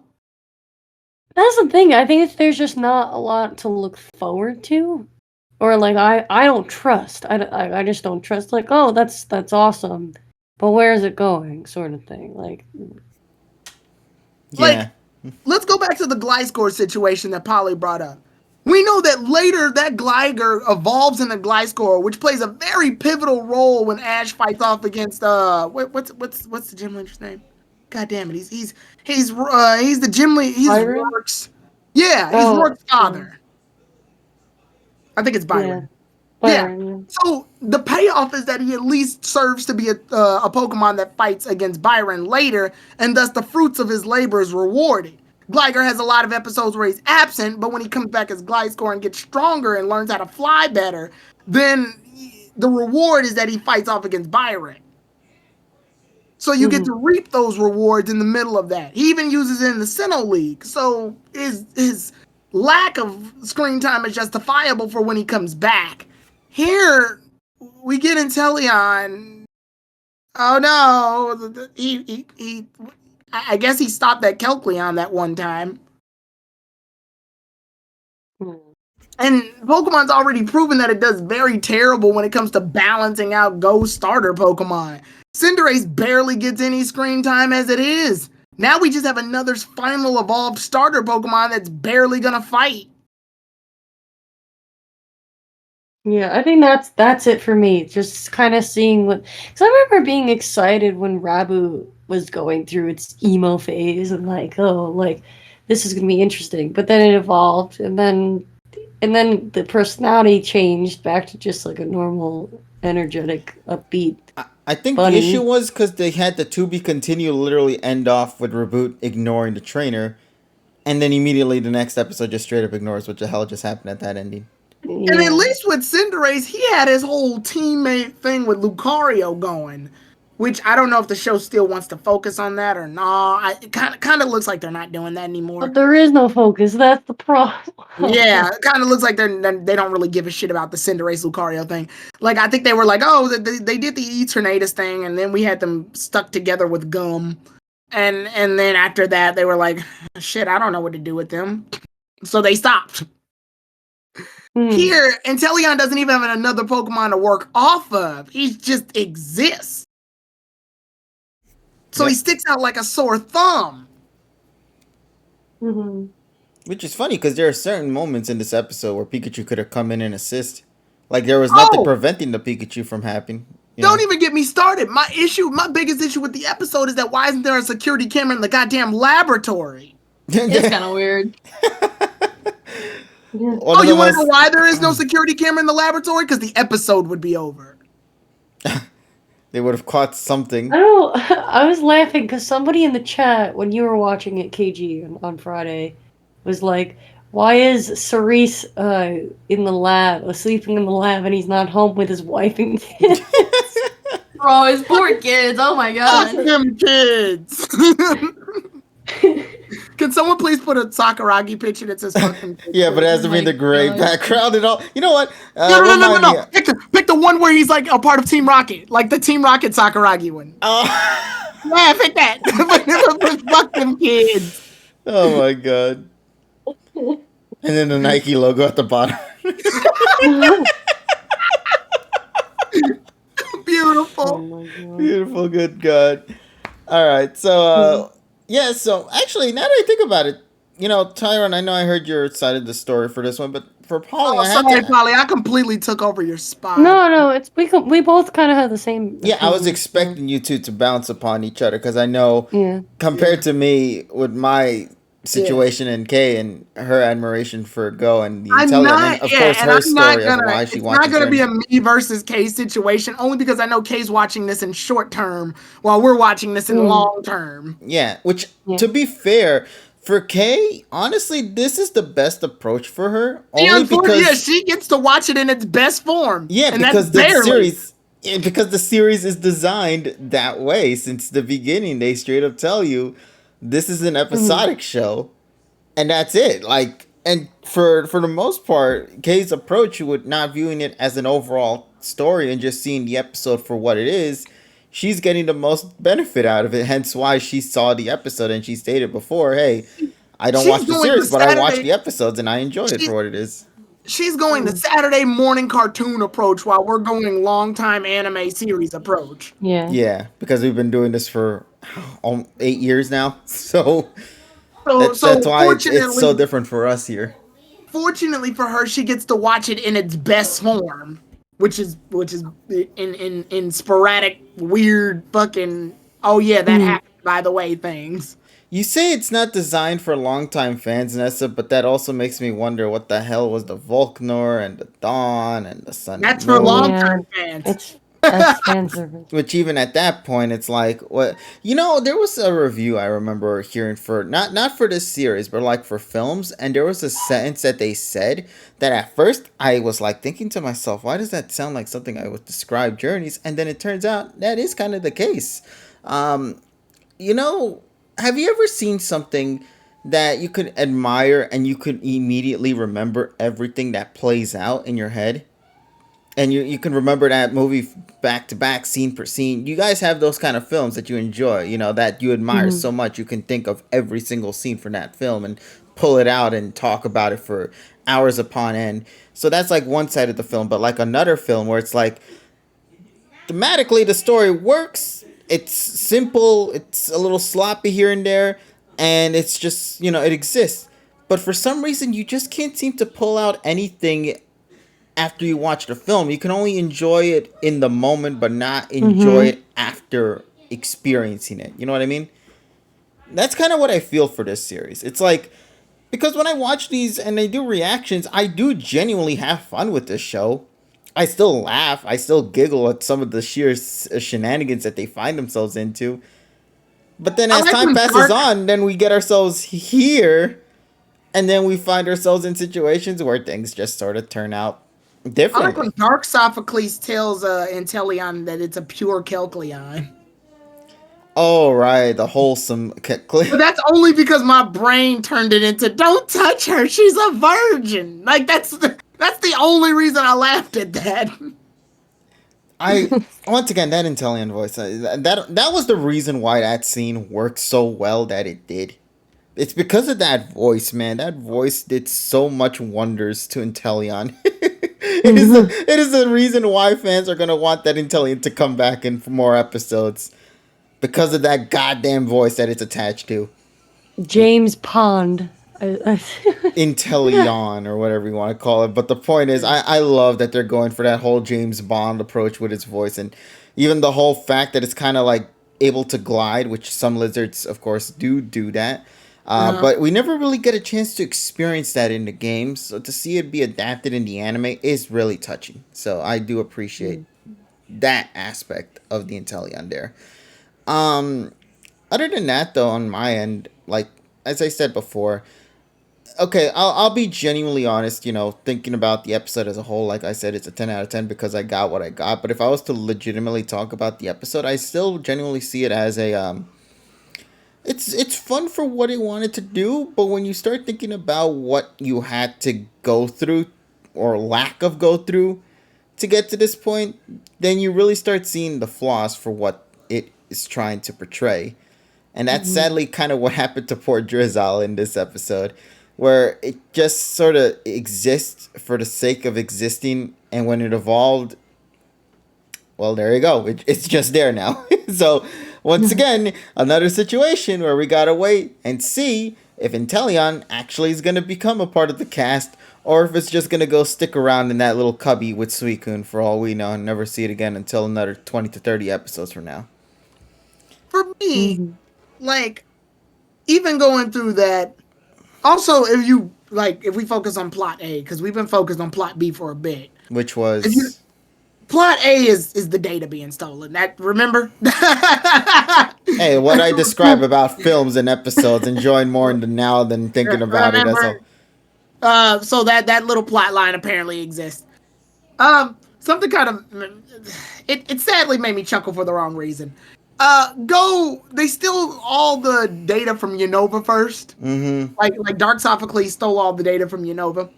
And when he did, Go thinks back of his time at Unova, and only like 2 flashbacks show up, and they're really fast. And I go, wait a minute, why didn't you think oh yeah, that's right. The show has not been in Unova since like those few episodes. He's trying to think back on Unova, but he can't because the show hasn't given him enough to work with. Yeah, it's like, wait, my flashback should have been longer, shouldn't it? Oh. Nope. Oh, yeah, that's right. Then most of the show takes place in Kanto. But, well... And then the Galar one hit, and honestly, that one would have been the one, like, obviously, because he gets Score Bunny in that one. That's his first one. So, yeah, so that one in general, you want to know what bugs me about that? Cinderace isn't in this fucking episode at all! Yeah. He's not even here. Sorry. And like somebody pointed this out on Twitter a while back. I don't know who did it. I'm sorry. I'll give you the credit by just saying you did it.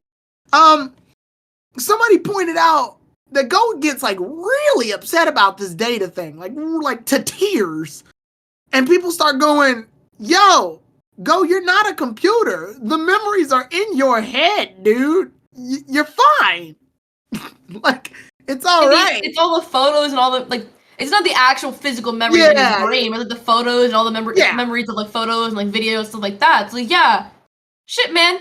If I had pictures of my best friend and then they all got suddenly deleted by some asshole, yeah, I'd be mad too. I'd cry. What the fuck? Of course. Like, no, that's not the like. I'm getting to the core of it. So when Go cries about this, like, he gets upset. Now I get that part. I get like the core of being upset by losing it. But I was hoping for a moment of growth with him, where Go stops and goes, the memories that I have with my Pokemon are with me while I'm with my Pokemon. Yes, I'm sad that the data is gone. However, the Pokemon that I have will treasure those memories with me forever. And you can't delete that. And then he tells the guy that, and that kind of shows that he's having a coming of character moment. But no, they don't do that. Go just goes, well, the data's gone now, nothing we can do about it. And then Sakuragi's like, are they really gone? But are they really though? And then Dark Sophocles is like, no, they're not. I was honestly just hoping for Go to deck him in the face, man. I like legitimately just do that Arthur punch meme and just punch the poor kid and falls on the floor. This would have been a good growth moment for him. Just a good moment to show that Go actually treasures the memory of his Pokemon, and thus Pokemon aren't just things to capture for him. They legitimately contain memories that he has with his friends. But they don't do that because the show's gotta rush it and make this dumbass joke. Senpai, notice me. I'm just like, ugh. You turned what potentially could have been a really beautiful moment with Go into a fucking joke. And then I'm just done. And then the villain, people are saying it in the chat. Villain. People are saying it in the chat. What was the point here? Like, yes, I know it was so that Sakuragi could notice him, but this comes out of pretty much left field. It comes out of straight up left field. There's no background behind it. Shit, you would have been better off saying Team Rocket did it. At least they have a justifiable thing. If they steal the data, then they know how to steal the Pokemon. Here, we just get... It's like, who is this guy? Yeah, Dark Sophocles did it. And yes, the show is no stranger to bringing, like, characters of the day. But even characters of the day had some form of a better motivation. Take a chapter from the Kanto saga. Shit, background characters would have whole fucking stories. Like the Ghost of Maiden's Peak. I mean, yeah, it's a silly-ass episode, but the premise is that the woman is waiting for her husband to come back from a war, so she ends up dying while waiting. That's got more depth than whatever the fuck I'm watching. And it just bugs me. And I don't even want to, like... I don't want to completely hate it because it's not even on that serious of a level. It's just really Drizzle evolves. I think that's what most people are like talking about anyway. I don't even see people bring up the Dark Sophocles plot. The character is so unrecognizable, we're calling him Dark Sophocles at first as a joke, but now it's because I legitimately can't remember his name. Yeah, exactly. Yamadushi or something like that. I don't. Shy. Yeah, Yamashita. Yamamoto. Oh yeah, he has a gimmick where he says she too. I forgot about that. Kabashi. She. You know, if this is what here, he would probably bring up the also Matsu-san with the she guy. Yeah, it'd probably be. TSS will probably be like, actually, let me explain that. So there's a joke behind that. The character's name is this, which is a pun on the word of this, because the actual Japanese translation of that is this, and that turns into fuck. What the fuck? What's the fucking thing? It's the fucking. We love you, TSS, by the way. So accurate. We're just really good at doing impressions. The dollar store Sophocles. Oh my god! But yeah, I just have problems with it, but I can't completely hate it because the episode's not really meant to be taken on the same level as episodes I do actually hate. So I'm giving it a 5. Fuck it. oh yeah, Polly, what did you give as a score? I also give it a 5. It's a 5. Yeah. All right, so to recap, ladies and gents, we got 2 5s, we got a 10, and an K, 8. I believe, was an 8. Was it an 8 or a 9? 8 or 9. One of the two. Let's put an 8.5 for that then. Yeah, Just only 8.5, because that's fine. there is a outcome thing that the chat had put in, which is about saying Nessa just said I'm being generous. I am, only because the episode isn't meant to be taken on the same level as shit that we've taken seriously before. all right. It's So barely a plot related episode. let me see here. It says here, did 50% of the pod like the episode? And we got a 10 and an 8, so we got a 28 out of 40 if we were to add all our ratings total. That's over 50%. So theoretically, yes, 50% of the pod genuinely liked this episode. That being of me and Kay, where Polly and Tyrone were, yeah. So once again, y'all messed They did it. Okay, let me put this into context. Okay, so last time we did this, I just want you guys to remember. I just want you They did it. Oh my god. Now put that in the main hub for Kay. Put it in the main hub. Put it in the main hub for Kay, though. All right, I will. Should I be concerned? Oh. No, oh no, Tyrone, why? No, Oh my god, he died. No. I said put the image in the main hub. I'm here. Hold on. I misclicked. Okay, go check the main hub. Remember what Tyrone was asking for? I love it. Hold on a second. I swear to God, I need to put this shit. This is our unanimous review. You guys are fast, by the way. I want to point that out. We love you for it. Kay, did you see it? Yes, it's lovely. Fuck them kids. And it's the Air Jordan logo that kills it for me. It's so good. It's so I love chat when they do this. Sometimes. Now, can I point out another thing real fast? Sure. Because this is a character I've been wanting to get some actual development for a while. Oh, wait, actually, before we do that, let me just choose the outcome real quick. So, to those who chose yes for some reason, y'all came out the winners in this one. So, congratulations to whoever won in this poll. I don't know how you guys did it again. I swear to God, y'all done did it again. So, congratulations to the yes people. 50% of the people in this liked the episode. There you go. Besties. Yeah. It's only because I'm here. You're welcome. Yeah, actually, you literally, because- it's the reason, yeah. Yeah, so You're I welcome. think, hey, you really saved it, because if I was all by myself on this side, I would have gotten a so much worse. 25%, yeah. Yeah, it would only been a 33% compared to the 33, 66. yeah. So there you go. Congratulations to those victors out there. KG always You're rigs. welcome, gamers. Hey, listen, y'all didn't know K was coming here, so I had backup unintentionally. PG, you didn't even know I was coming here. No. I knew a few days ago, yes. Oh, man. So, all right. So, yeah, Tyrone, I apologize. Now, you can get him. So the one character that I've been wanting to have, like, actual character development for the longest time in this show is Professor Sakuragi. And I feel like this would have been a good time for it. But the show decides not to do it. Like, the reason I say that this, specifically for this episode too, is because, one, we see that they're working on top security for the data, to make sure the data isn't stolen. And we see that Professor Sakuragi sort of like can see past Dark Sophocles and go, yo, the data's been here. Even the kid goes, yo, it's the famous Sakuragi. And Ash and Go are like, what? Famous Sakuragi?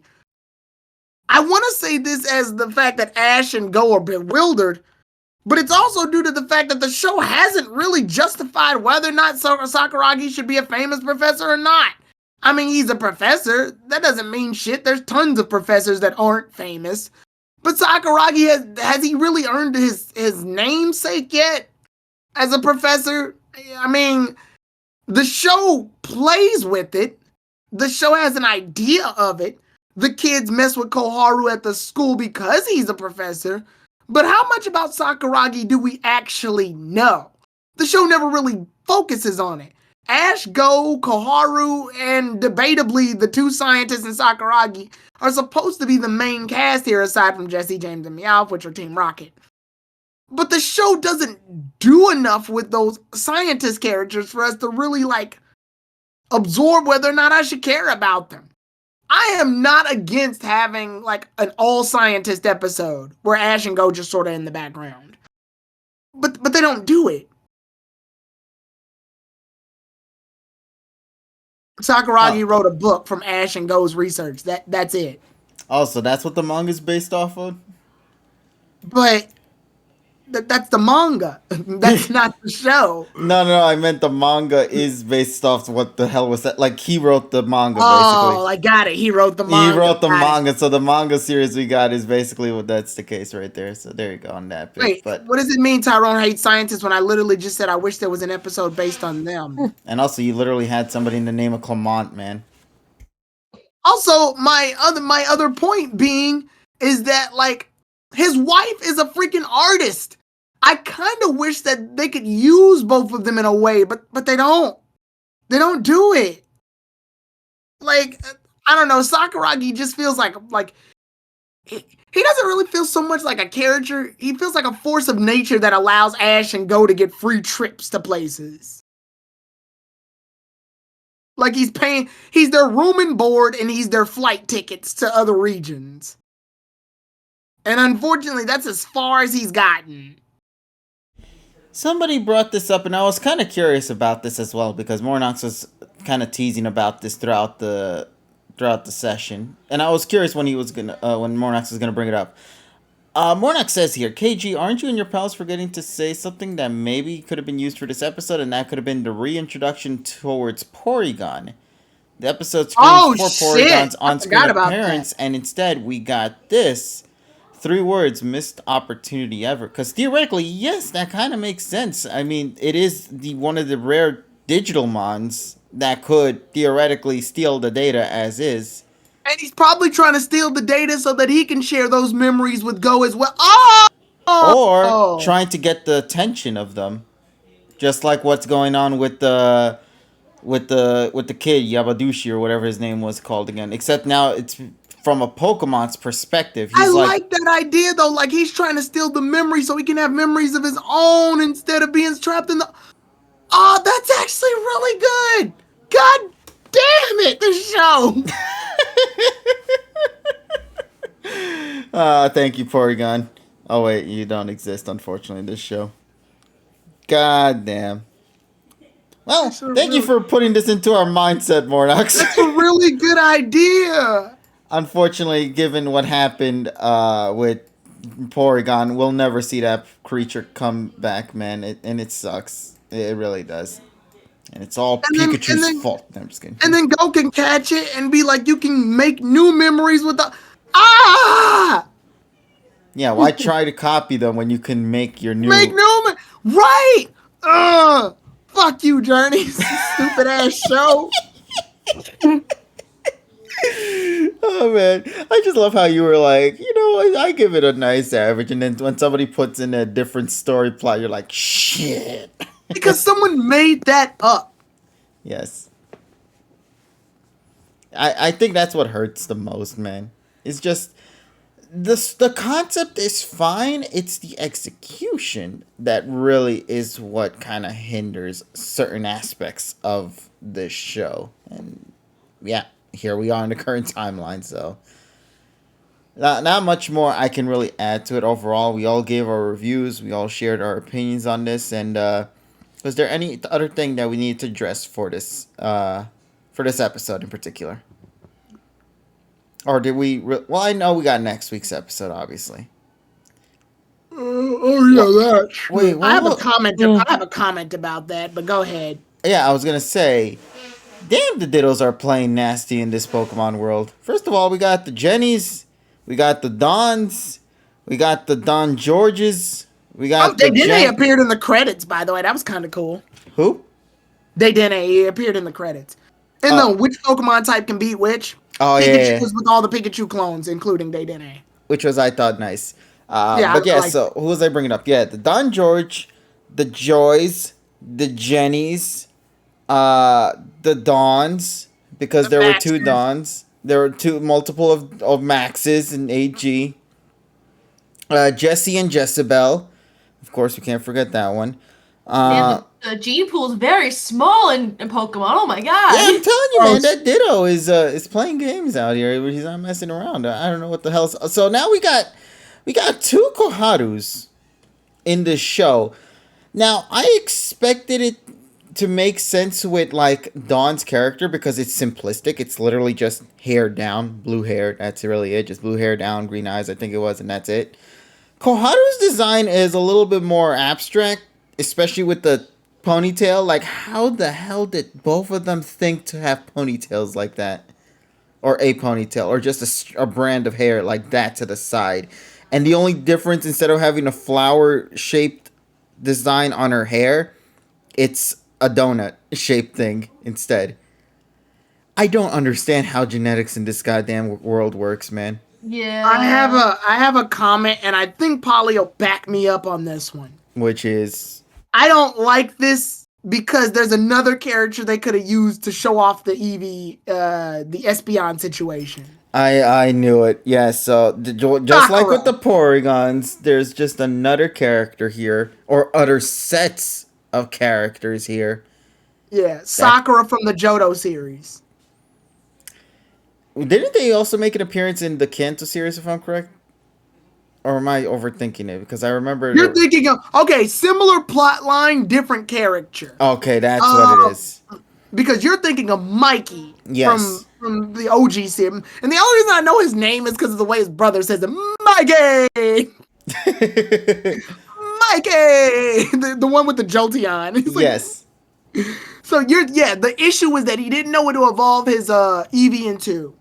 And that. Mm-hmm. And so he wound up not evolving Eevee at all. And then I believe when they got to Johto, there was a similar situation, but there was the freaking Espeon was involved and it was Sakura. So she ended up evolving her Eevee into Espeon. And thus, we're introduced to the Gen 2 Eevee evolution. Also, somebody in the chat brought it up. Apparently, they made a reappearance in Chronicles as well. Yes. Fighting against Misty. That's correct. So that is a recurring character. That could have worked. Yeah. That isn't just a character of the day. No, that was a recurring character. Yes, because Sakura, I believe, is a kimono girl. She doesn't look like it, but that's because she's not in, like, outfit. When she's in outfit, she's a kimono girl, like the others. And then they could have just went to Johto and showed that off, but they're not going to do that because they need to show off this dumbass Koharu clone. Yeah, look, she has her own page here in the wiki. Let me see, how many episodes has she had here? And she also collects badges too, as well. Yeah, she fights gym leaders. Okay, besties. I have not eaten yet today. Mm-hmm. So I'm gonna go do that. All right, we're about to go and wrap things up real soon anyway, kidding. okay? So, Kate, first of all, thank you so much for hopping on. Thank you, Kay. Yeah, thank you for having me. I appreciate it. Thank you. And also, just to let people know once again, where could they find you at?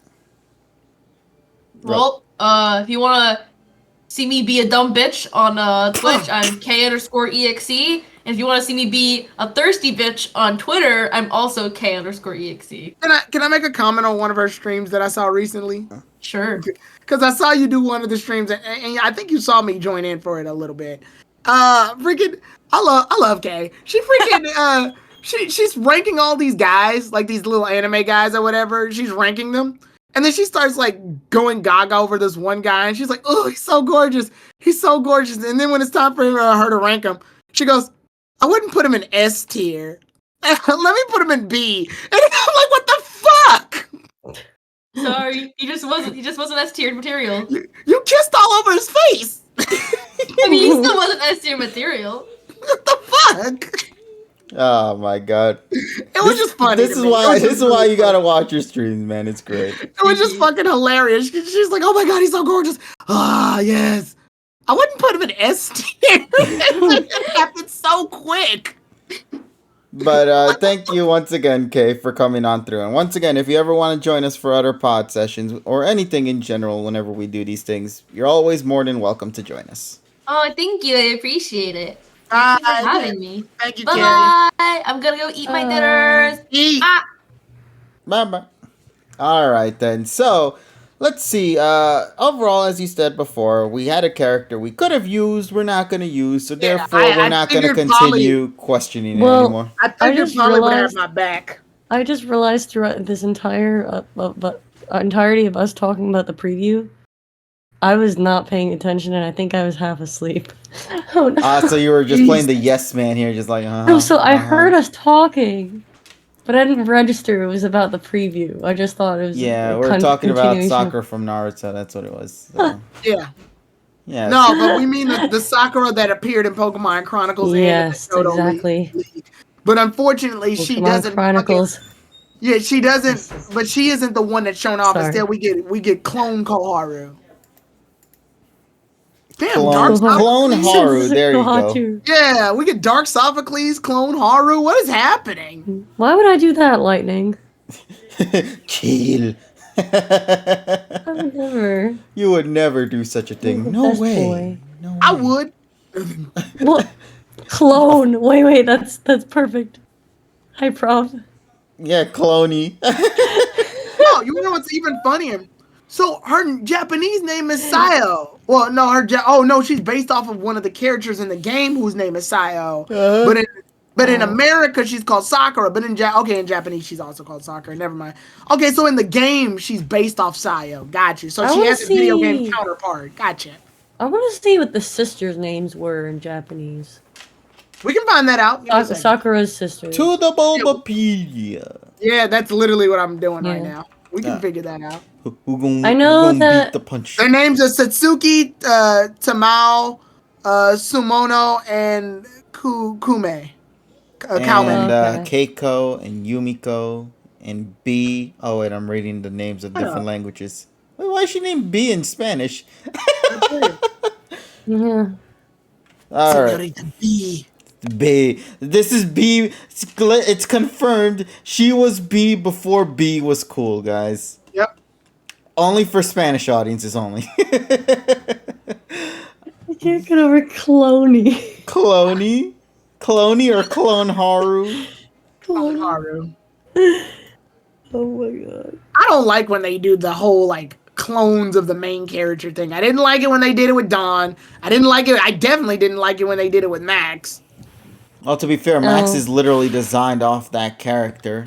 See, I didn't like it with Dawn for different reasons. I didn't like the Toga kiss thing. No, nobody liked that. Not even just that, but I don't like when a character looks exactly like another character, and they don't even make the excuse that they're it's not even the Nurse Joy or Officer Jenny situation where they're related. And it's obvious why they did it there, because they don't feel like drawing a bunch of fucking nurses and Jennies and different officers every time they go to a new place. That'd be weird. Yeah. So instead they just say, hey, these are all related cousins and sisters and shit. Here we run into a situation where these two characters that aren't related at all just happen to look like each other. Come on, Norman. That means you were fucking some other bitch. Come on now, Norman. Norman. I mean, it's kind of that episode was a little suspicious. All right, Kuro, I'm gonna counter you there. Richie is Green Ash, but here's the difference. They got just enough differentiation to set them apart. Richie's got red hair, Ash has got fucking black hair that is in a Goku situation. And Richie doesn't have those fucking zigzag birthmarks on his face.